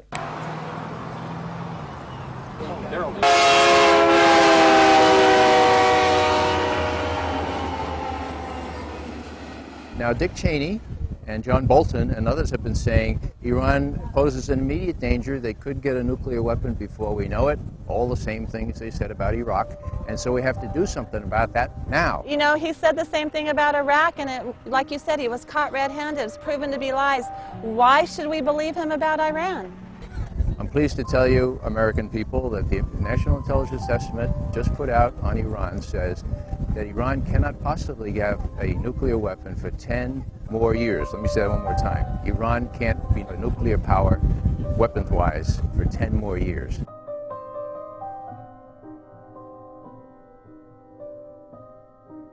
We have to look at whether our governments are creating enemies so that they can justify what they do. Of course, two of the biggest funders of American presidential campaigns are the oil industry and the arms industry. And it's in their interests that we invade places like Iraq. We're going to let the Israelis, or we're going to do it ourselves, attack the nuclear facilities in Iran. Now, people say, that's crazy. That is absolutely crazy. I agree. The problem is, folks, the people running our policy toward Iraq and Iran were widely known in the 1980s when I was briefing the Vice President and others as the crazies, okay? The crazies. You come in on Monday morning and somebody would say, guess what the crazies did late Friday night? And you'd know exactly who the reference was.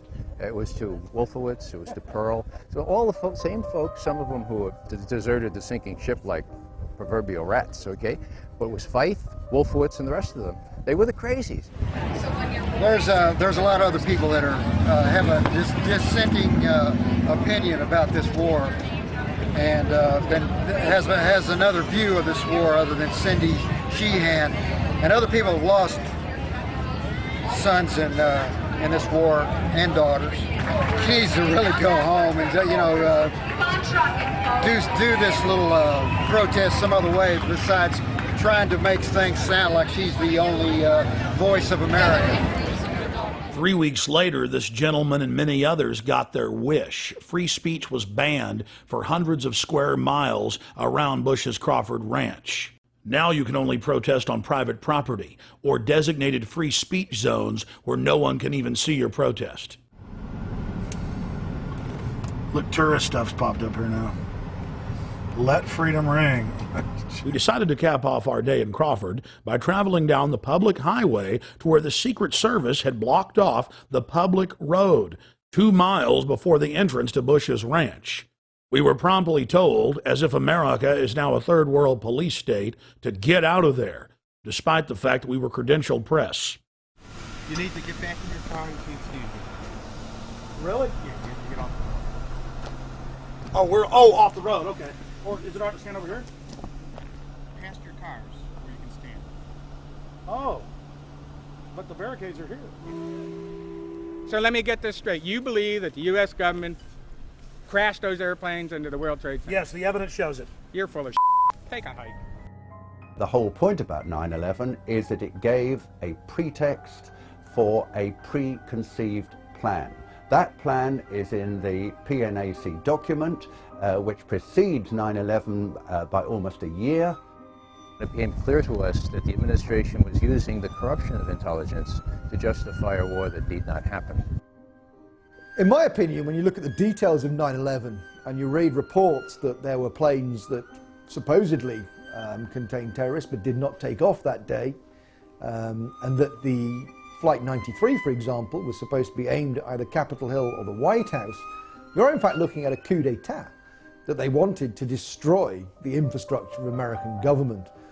There are a host of unanswered questions on all of this. The reason they're unanswered is because this president, this administration, will not answer the questions. Why is it that perhaps the biggest question of all, why is it that after, on 9/11, 8:20 a.m., when it was undoubtedly without any question that one of those planes had been hijacked between 8:20 and 9:38 when the Pentagon was hit, an hour and 20 minutes. No US airplane was put into the air. There were drills on the day of 9/11 in which the American Defense Forces were supposed to be dealing with mock hijackings. Obviously, those would have slowed down the response of national defense to the hijacked airliners. If American passenger jets go off course and they are tackled by American fighter jets, the default position is to shoot them down. And yet in this case, of course, none of that happened.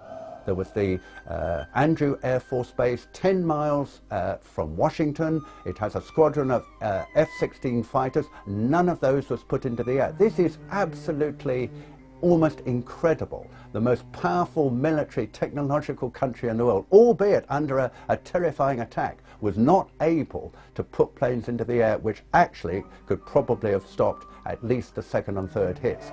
And we've got to ask why George Bush sat there with a group of school children for 16 minutes after he'd been alerted to a plane going into the second tower.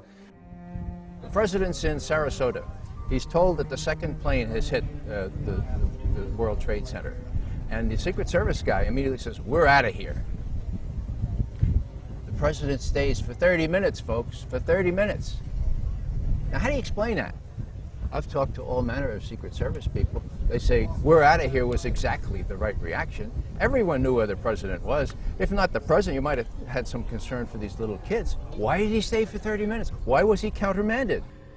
The implication, of course, is he knew exactly what was going on, that he knew that he wasn't under attack. I think all of this needs to be explained. It wasn't in the congressional report. There was no serious examination of this. And there is the amazing statement made in the official congressional report that the American authorities have not managed to trace the source of the funding. And then the most amazingly disingenuous statement ultimately is it of little consequence. It is of massive consequence. The head of Pakistani intelligence at the ISI, Lieutenant Mahmoud Ahmed, requested Omar Sheikh, who is a well-known Islamic extremist who is now actually in prison in Pakistan, to wire $100,000 to Mohammed Atta, who was the lead hijacker. It is absolutely astonishing that that lead has never been followed up. As it happened, General Mahmoud was actually on a visit to the United States, both before and just after 9/11, and saw many leading government officials. For people to dismiss these questioners as conspiratorial advocates or conspiratorial theorists, that's completely out of line, because the questions remain because the president, who should be able to answer them, will not. We have plenty of evidence that the attack on Afghanistan was planned. Because after the negotiations with the Taliban broke down in the United States, I think they went to Houston in Texas in about July, and there were later discussions at about this time in Berlin, where US officials made absolutely clear to the Taliban representatives in this famous phrase, either we will provide you with a carpet of gold, in other words, if you supply a pipeline across Afghanistan, you ensure the security of the country, you guard that pipeline, then we can do a deal with you, otherwise we will bury you in a carpet of bombs.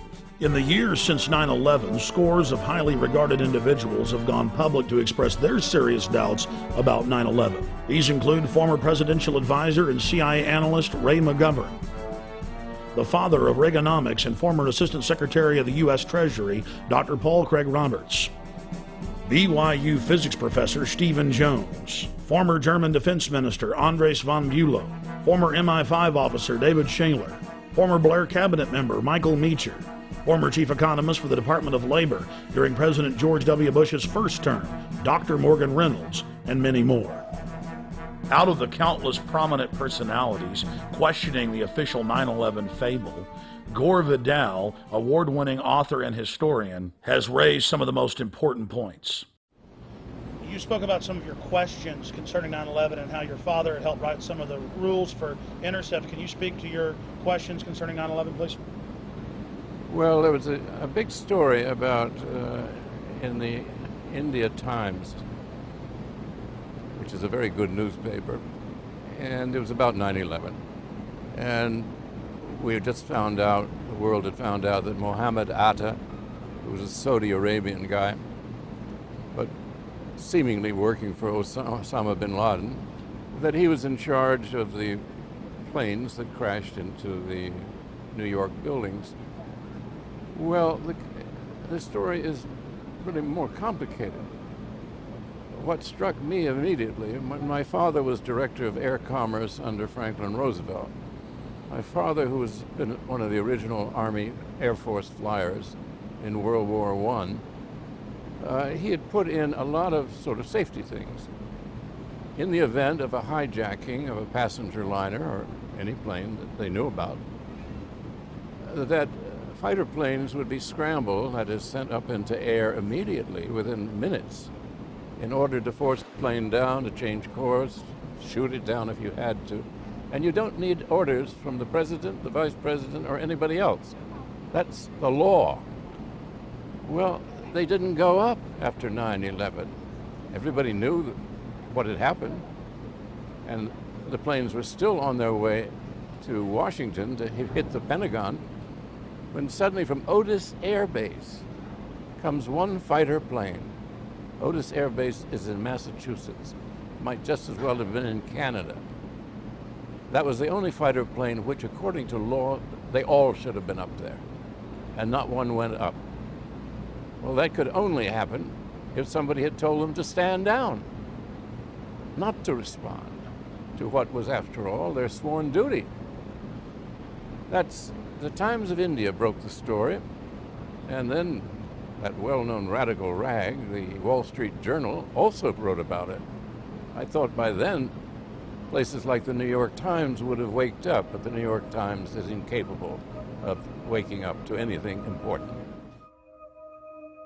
Months before 9/11, on June 1st, 2001, Dick Cheney ordered then Secretary of Defense Donald Rumsfeld to issue this order to NORAD and the Pentagon. The document revoked their standing orders to shoot down errant or hijacked aircraft and instructed them to stand down until they were given orders by the President, Vice President, or Secretary of Defense. Then on 9/11, NORAD and the Pentagon waited for over an hour while the attacks were taking place for the orders to defend America that never came.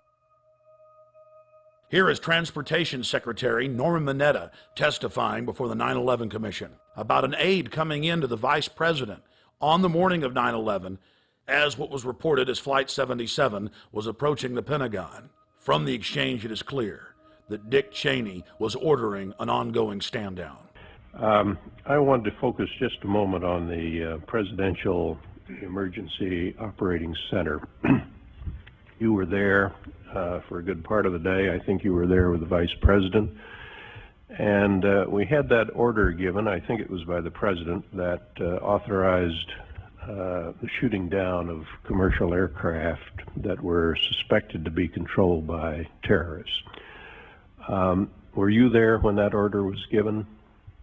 No, I was not. I was made aware of it during the time that the airplane coming in to the Pentagon, there was a young man who would come in and say to the Vice President, the plane is 50 miles out, the plane is 30 miles out. And when it got down to the plane is 10 miles out, the young man also said to the Vice President, do the orders still stand? And the Vice President turned and whipped his neck around and said, of course the orders still stand. Have you heard anything to the contrary? Well, at the time I didn't know what all that meant. And the flight you're referring to is the flight that came into the Pentagon. Vice President Dick Cheney had bound the hands of the military behind their backs, and he was refusing to cut them.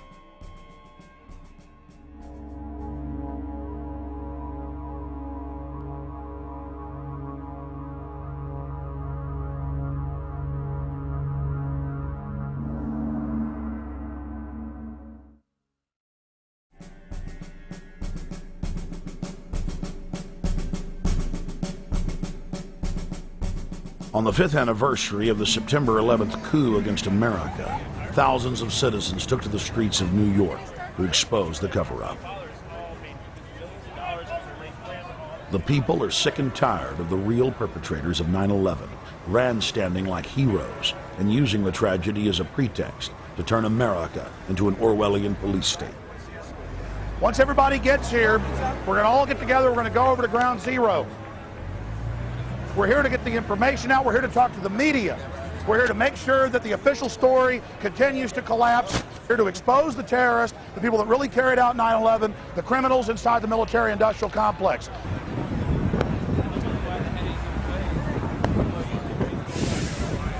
The vast majority of New York firefighters and police that we spoke with, off the record, said they knew that 9/11 was an inside job.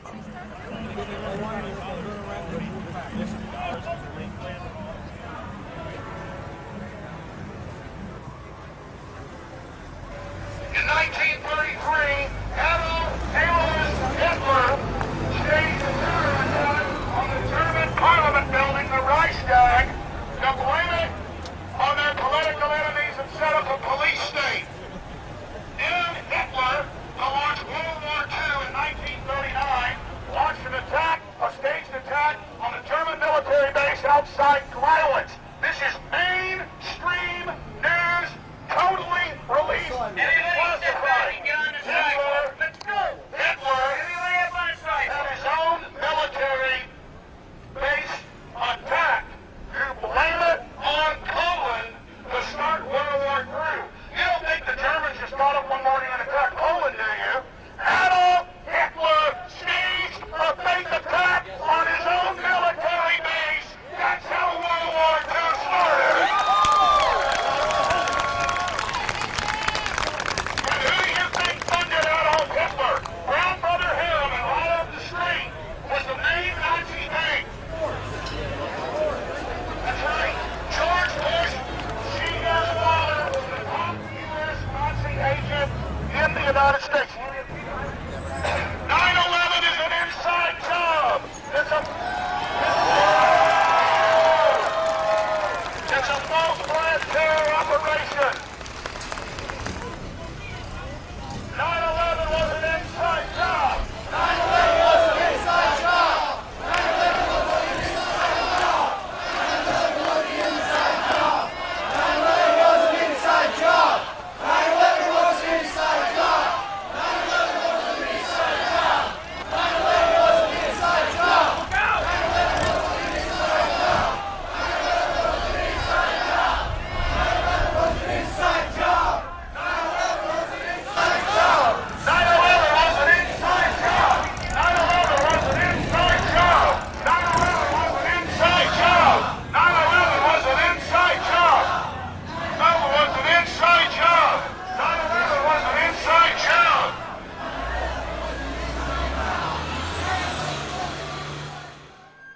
One of the establishment's favorite tactics to counter 9/11 truth is to claim that it hurts the feelings of the victims of 9/11 and their families to bring up alternative theories. Bill Doyle is the head of the Coalition of 9/11 Families, the largest 9/11 victims organization. He reported to us that the majority of the members of his group believe that 9/11 is an inside job and that they're sick and tired of the massive concerted effort to cover up the truth by the controlled corporate press and the government. This is a very important point because the controlled media continues to claim that victims and their families don't want questions raised about 9/11. Every single 9/11 group we've talked to wants the investigation reopened and believes that there is a cover-up at the bare minimum. Bill Christensen was formerly the head of the CIA's Department of Foreign Threat Assessment. He has said that all the evidence points towards a total inside job. Former CIA clandestine case officer Robert Steele has gone on record saying there's enough evidence to indict Dick Cheney for involvement in 9/11. In early June of 2006, we traveled to Chicago to meet with fellow 9/11 truth seekers and expose the official story as a fraud. You cannot hide the truth. You will not cannot hide the truth. It's coming out. Your crimes are coming out. Ladies and gentlemen, 9/11 is an inside job. It's a self-inflicted war. It's a government false flag terror operation. Research it. More people are waking up every single day. More people realize what the stakes are. They love their families, and they understand that the government is carrying out terrorist attacks as a pretext to re-engineer America into a police state. Why? To capture us to be their political slaves, to use us as an engine of global empire, to invade the planet. While in Chicago, we had a chance to again speak with former MI5 agent Andy Michon. I'm convinced that 9/11 was an inside job. And there are a number of compelling reasons why I think it was an inside job. Primarily, the collapse of the Twin Towers, which look to me to be controlled demolitions. Also the collapse of Building 7 of the World Trade Center complex. Also the fact that the air defences were stood down that day, who benefited from the attacks, of course. So there were a lot of put options put on the airlines that suffered during those attacks. It's a whole range of different evidence that adds up to something very, very suspicious about 9/11. I feel passionately that we need to expose the government involvement in 9/11, because if we don't, they will keep doing this in future. There will be another attack in order to justify another unjustifiable war. We also spoke with Dr. Morgan Reynolds. No matter how much our inert public wants to avoid this, it's eating away. It's willful denial, willful ignorance. It's eating away at the underbelly of America. And we aren't going to solve our problems by ignoring 9/11. The biggest smoking gun then and now is WTC-7. How can anyone watch it without some kind of a psyop or verbiage accompanying it and not look at that and say, hey, that building was just demolished, just the way the Las Vegas Sands was, or the Seattle Stadium, etc. Just there's no way around that. Here we are in so-called broad daylight. It's 5:20 p.m. and we've got cameras on it. And what other explanation can there be for this very conventional-looking collapse when under 7 seconds? That just has crime, inside job written all over it. We need real convictions. We need arrests. We need prosecutions.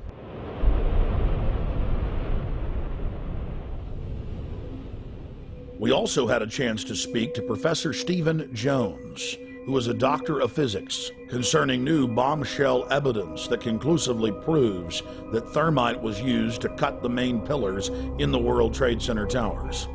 There is this molten material flowing out of the South Tower just before its collapse. It has a large quantity of yellow hot metal. And then I read about these pools of molten metal underneath both towers and Building 7 after their collapses. Now that fits like a glove with the thermite reaction, which produces molten iron.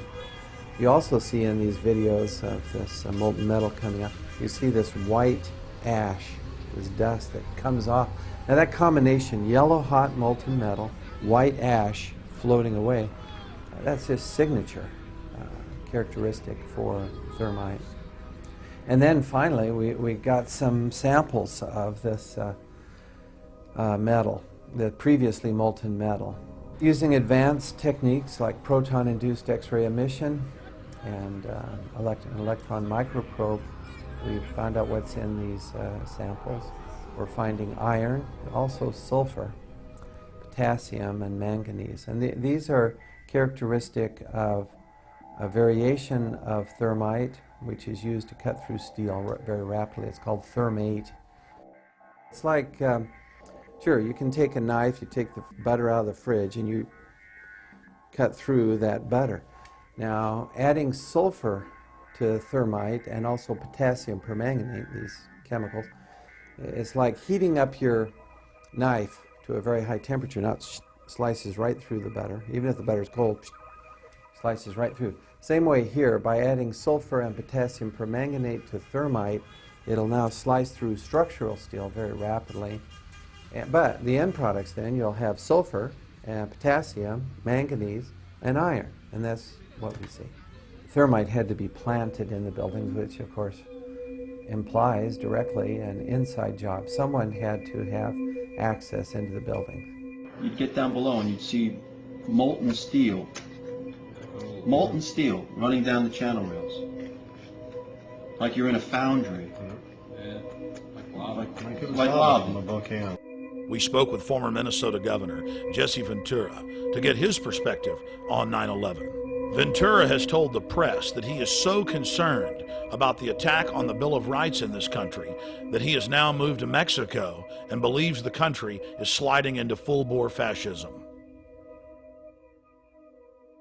I would just like to get your view, your take on 9/11, Gulf of Tonkin, JFK, all of it.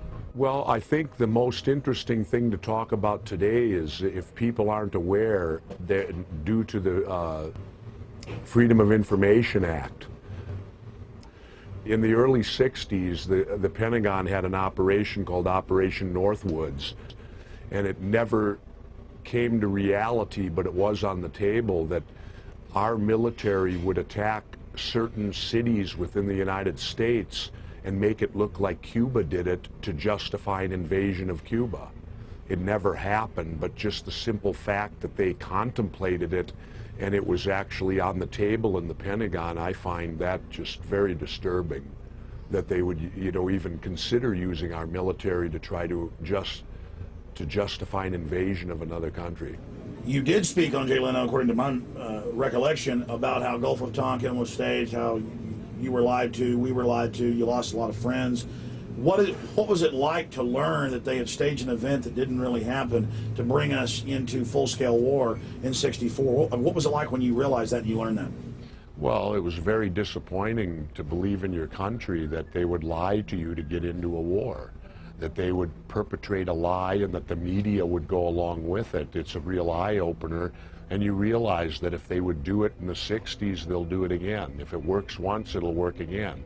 Government very much operates that way, and I really learned about it when McNamara did his tour with the film and he came to Harvard when I was teaching there, and they pretty much had to lock me up in a room so that I wouldn't confront him. And what would you say to him if you were in a room with him? I would ask him why we were lied to and what the purpose was for it. The one thing I do question on 9/11 is the fact that if anyone's familiar with the Payne Stewart, the golfer, and when he died, he was flying in a private plane and they lost contact with that private plane out of Florida, and within 30 minutes they had a fighter jet up on the wing. And that fighter stayed with it all the way till it crashed, making sure that it didn't harm anyone. And the thing I questioned on 9/11 was simply the fact, where were our planes? When all of this was going on and planes were being hijacked an hour apart, and there were 4 of them to cover about a 6-hour space, at no time, to my knowledge, did we have any fighter planes up in the air. Why? Well, the default position is to send up fighters. Right. Why weren't they? In light of the fact that there was a cover-up that got us into the Vietnam War, and there was, in my opinion, a cover-up of John Kennedy's assassination, I would just say that I don't believe it's beyond reason to not at least consider that the government certainly would do things like that. Then in mid-March of 2006, actor Charlie Sheen went public on my syndicated radio show and simply called for a new independent investigation and questioned the official story. Sheen knew that the establishment lapdogs would attack his personal past, whether real or manufactured, instead of challenging him on the facts. So Charles Sheen preemptively challenged them to challenge him on the facts, something they steadfastly refused to do. Literally hundreds of vicious hit pieces were written in newspapers worldwide. Every old rumor was dredged up and thrown at Sheen, and a fresh raft of allegations was launched at him.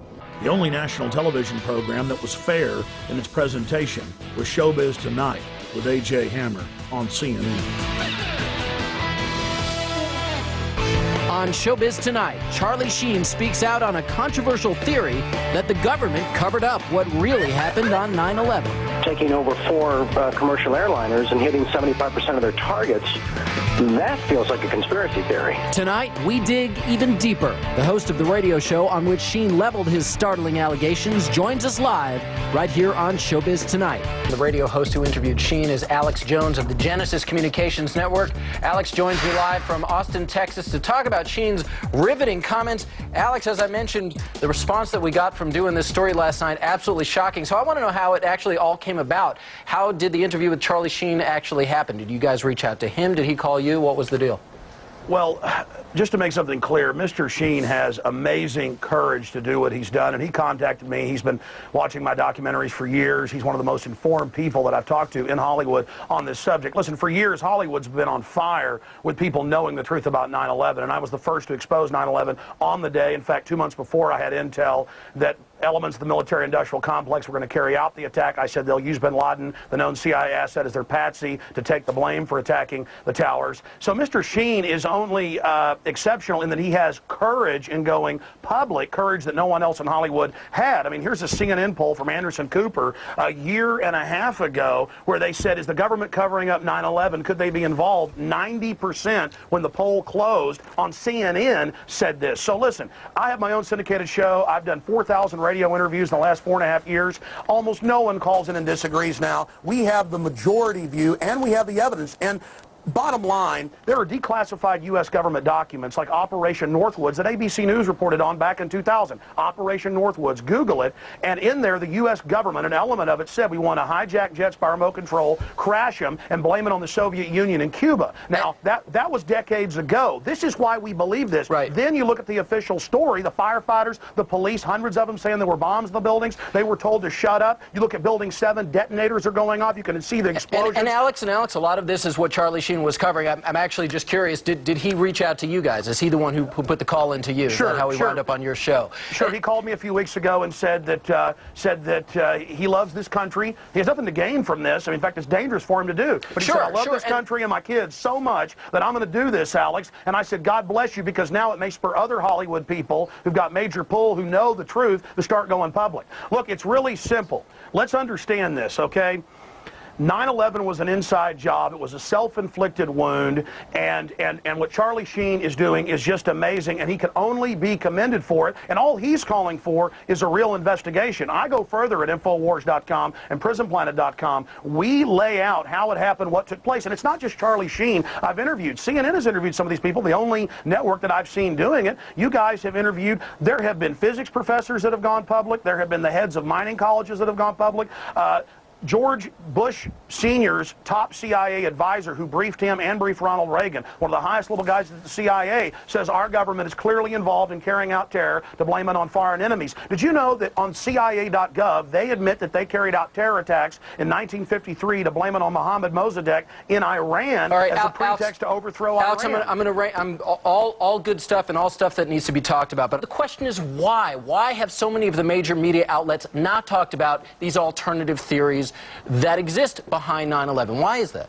Mark Twain said that in the beginning a patriot is a scarce man, hated and feared and scorned, but in time when his cause succeeds, the timid join him, because then it costs nothing to be a patriot. A lot of people don't have the courage that you have, AJ. A lot of people don't have the courage of Charlie Sheen. They don't have the courage of the German defense minister Andres von Bülow, who 2 years ago What do you think public. they're afraid of that's going to happen to them? They're afraid of being beaten up by the hordes of neocon intimidators who try to go out there with their Gestapo Nazi tactics to try to bludgeon everybody with their blogs and radio shows to shut up. But they've lost power because people have learned that they're a bunch of liars. They lied about the WMDs. They've lied about everything, and now their credibility is totally blown. The new White House memo just came out where Bush was talking about staging the shoot down of American planes to blame it on Saddam. That's public. That's admitted. We have been getting an overwhelming response to our Showbiz Tonight question of the day. Charlie Sheen speaks out. Do you agree with his assertion that there is a government cover-up of 9/11? Let's take a look at how the vote is going so far. 82% of you say yes. Only 18% of you say no. I had a sense that this thing was going to get hot. I didn't realize that, as you say, it was going to go supernova. That if they continue to attack me personally, it only gives credence to our side of the argument. People want the truth. They want the truth. And what's been offered to us resembles nothing of the sort.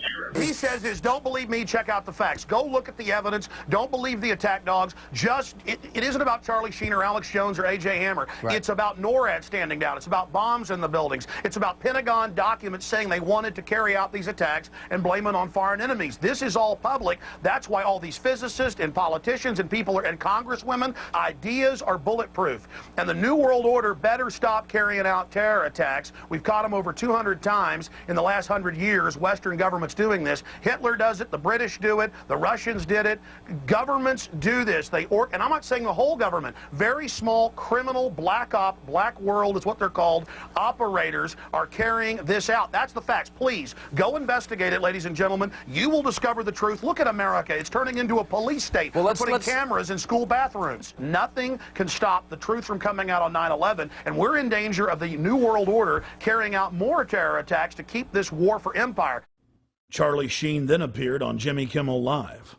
Sheen again threw down the gauntlet and challenged his detractors to look at the facts of Building 7 and the 5 frames from the Pentagon.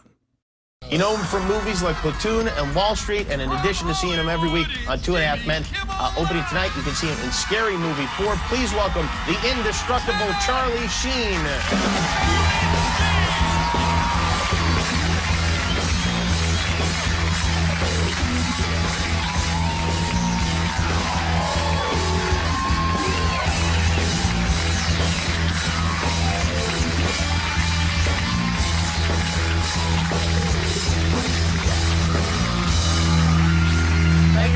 Happy almost Easter. Hey, back at you. Thank you. You had some interesting comments. You were on a radio show and you talked about 9/11, and you have is it a theory or you just don't believe the government account of what happened on 9/11?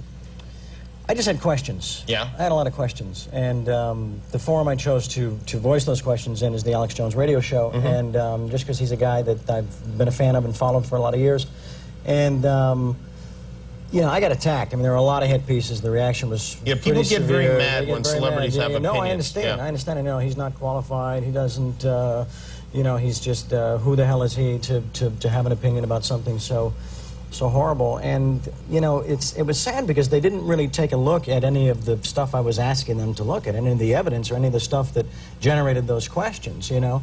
And they said, oh, he's another tinfoil hat-wearing Hollywood clown, you know? And it's like the only... You know, I felt that the only real validation I needed was just being a tax-paying American that loves my country. Yeah, and I mean, it's just something that you wonder about and you would like to know more about, Sure. I assume. And do you did you study the tapes? And I've done a lot of research, and it's not just me, it's the people that have come before me, the experts and the engineers and the physicists and the scientists and the scholars that raised a lot of these things, and I took a look at their research and said, yeah, it doesn't add up. A lot of it doesn't add up. Hence these questions, you know. And there's 2 areas. There's Building 7, and there's the 5 frames from the Pentagon. Don't listen to me. Do your own research, you know. But I think that, you know, what happened to a time in this country when we were entitled, when we had a constitutional and a God-given right to be curious about things that didn't make sense. That's all it was. Because we have a lot of cable shows now, and they need stuff to be mad about. So, you know, stuff like this is like, oh boy, we could yell about this for an entire week. And plus, with your dad being the president and all, it puts a lot of the focus on it. That's true. Yeah, I should have conferred with him before I came out publicly. Within weeks of Charlie Sheen throwing down the gauntlet on national television, the federal government released 2 new videos, almost identical to frames released 4 years before by the Pentagon. We've got to ask questions about why the Pentagon could be attacked. This is supposed to be the most defended building in the world. We've got to look at the stills that were released from video footage of that day, which claim that a jetliner went into the side of the Pentagon and yet appear to show some kind of guided missile going in there. The establishment press chortled with glee, as if the new footage conclusively proved their claims. Tonight's other big story, the Pentagon releasing the first video showing American Airlines Flight 77 crashing into the Pentagon on September 11th. Well, that's a question. Does this prove once and for all that is where that airplane crashed? Well, I would have thought that over the years that was never a question, but some folks had a question about that. I think that question is now once and for all answered. Since the first days of 9/11, the establishment press has only focused on the Pentagon controversy and not the hundreds of other smoking guns and serious questions that have been raised. We have to ask ourselves, why? As if it was by design, the new frames only intensified the debate. No passenger plane is evident in the still frames.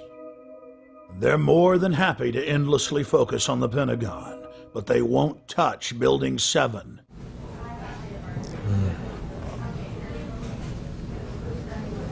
It's amazing. Amazing, incredible, pick your word.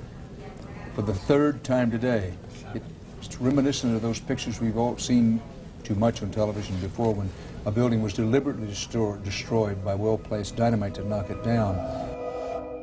We have the owner of the World Trade Center complex admitting on tape that he ordered the building demolished on the afternoon of 9/11. I said, you know, we've had such terrible loss of life. Maybe the smartest thing to do is pull it. And they made that decision to pull, and then we watched the building collapse.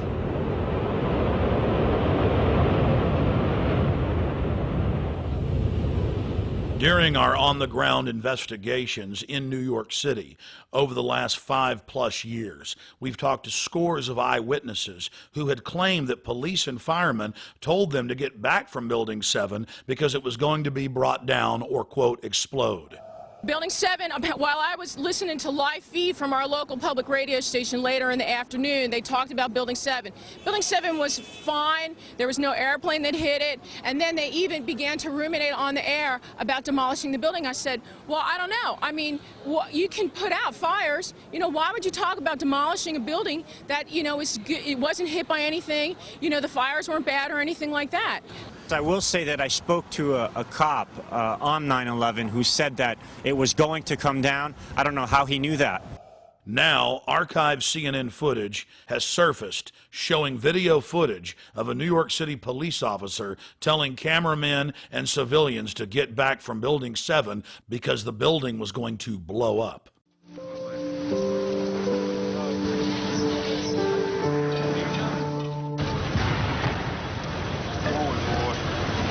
Keep your eye on that building. It'll be coming down. The building is about to blow up.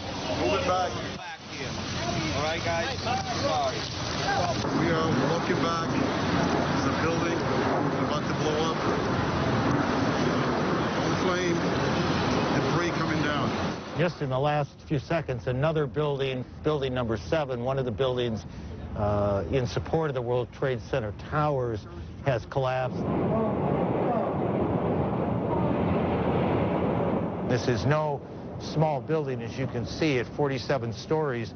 It would stand out in most American cities.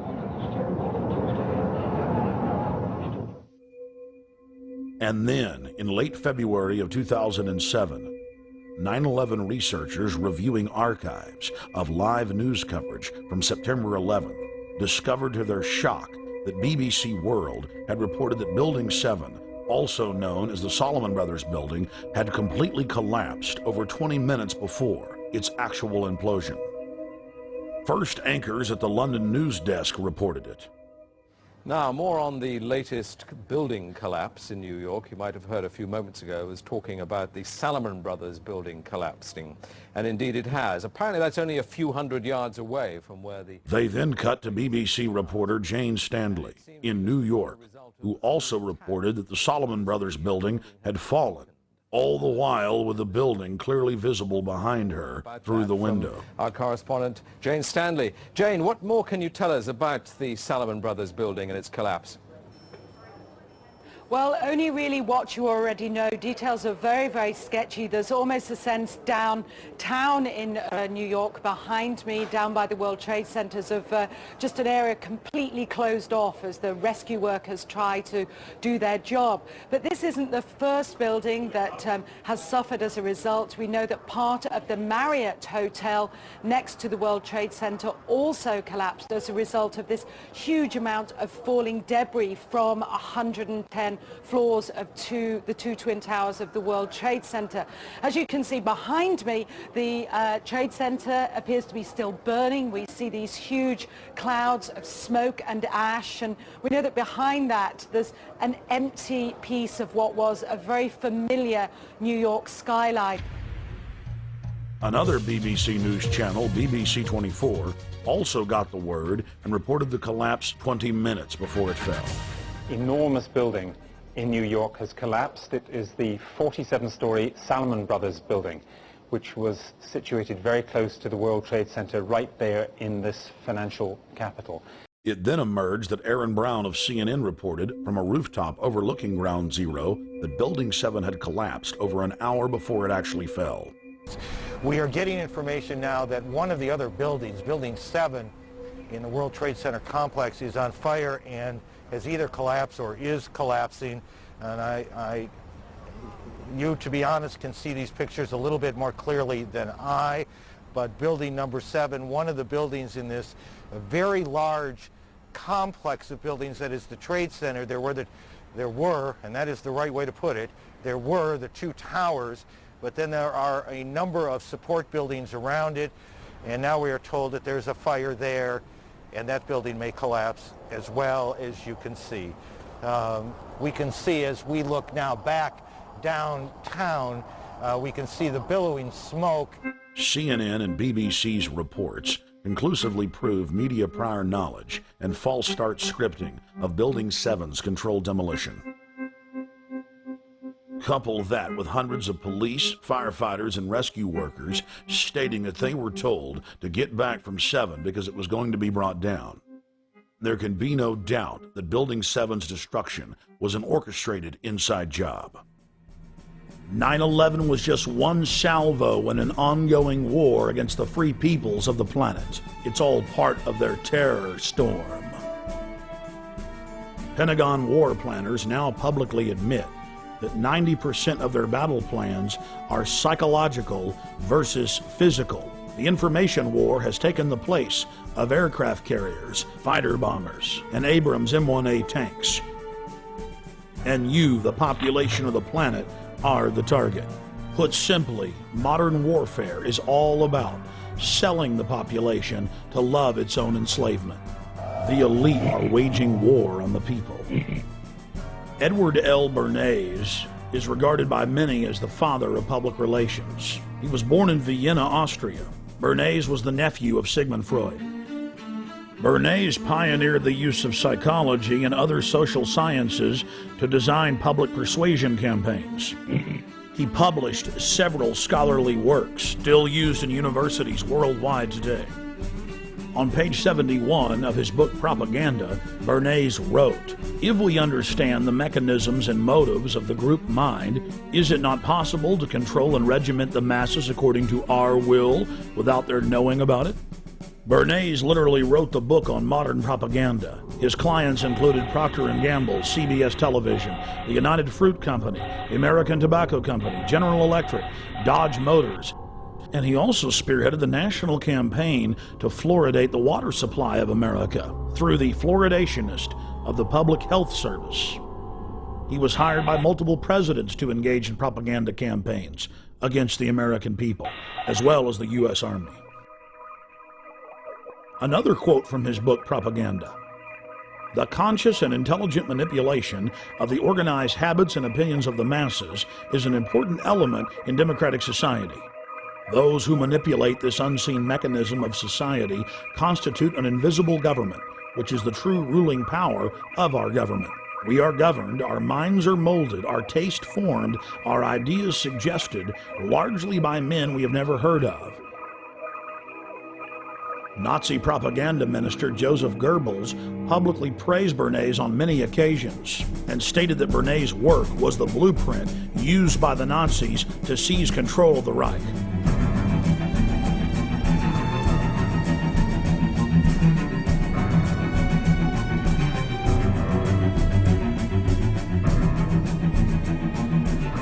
Edward Bernays advanced the science of propaganda light years.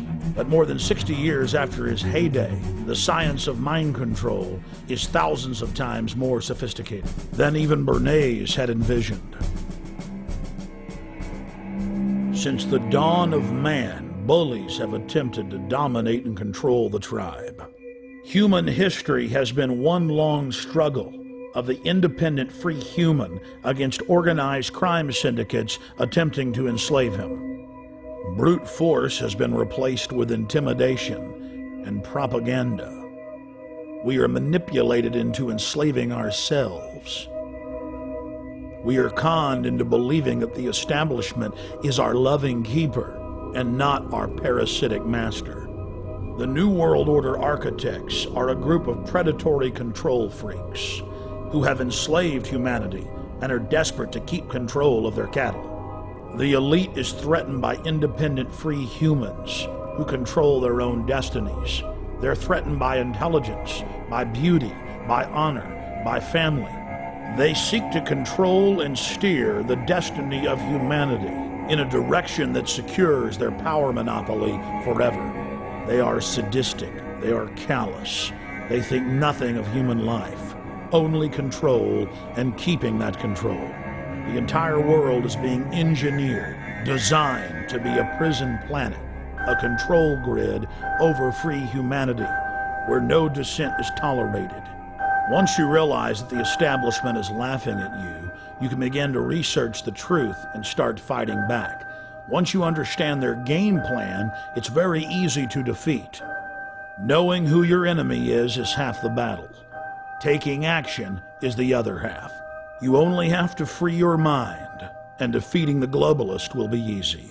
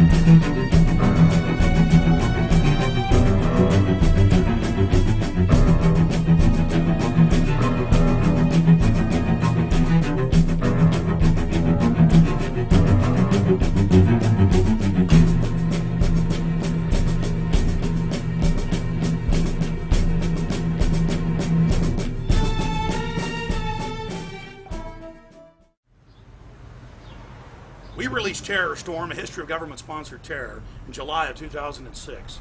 And since then, in just 1 year, it's received more than 7 million views on Google and YouTube alone. We're now releasing TerrorStorm 2nd edition with more than 17 minutes of added, powerful information documenting government-sponsored terror. My friends, if you'd like to get a DVD of TerrorStorm and support the filmmakers, visit Infowars.com or PrisonPlanet.com, or you can also go to PrisonPlanet.tv and download a higher quality version. But whatever you do, please spread this free video to everybody you can so that they can wake up to the fact that the New World Order is real and is attacking the people. God bless you. TerrorStorm, 2nd edition.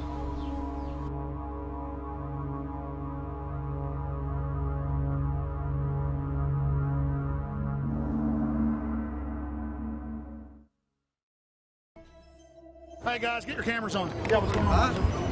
I've almost been arrested 3 times every day, anywhere in the city, videotaping anything. It is an absolute nightmare. And we're looking for patriots that know what the Bill of Rights and Constitution says, and that can see all of this and know that it's a fraud. 4 planes in 2 hours! How can that be? A cop on 9/11 said that it was going to come down. I don't know how he knew that. On the morning of 9/11, the CIA was running a drill of flying hijacked jets into the World Trade Center and Pentagon. Building 7 is further away from the towers and was not hit by planes. So if your building's owned by Larry Silverstein, it collapses because he's got a big fat insurance policy. And the Project for New American Century said that we need a terrorist attack on the Order of Pearl Harbor to get the American people behind a war. Prescott Bush He did a number of things that were not only anti-American, but were pro-Hitler. A lot of people aren't going to know what Skull. I don't really know what it is. Why don't you talk about NORAD standing down, Michael? Why not the really hardcore 9/11 issues? Thank you, and goodbye. Been the ritual? It's none of your damn business.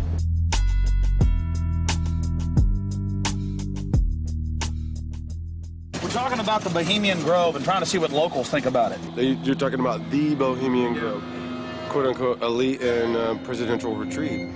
I can't even begin to imagine what we're going to discover when I infiltrate tomorrow. What about the rituals? Have you heard anything about the rituals that go on? Oh, there's all kinds of rumors about rituals. Oh, no. It's politicians. And now we're going to infiltrate. I think we should go and see what we can see. Do you worry for Alex, Violet? I do. Alex gets so impassioned by what he's doing that sometimes I'm afraid that he might be a little too fearless. While we're inside the Bohemian Grove. Citizens on Earth, sets us free.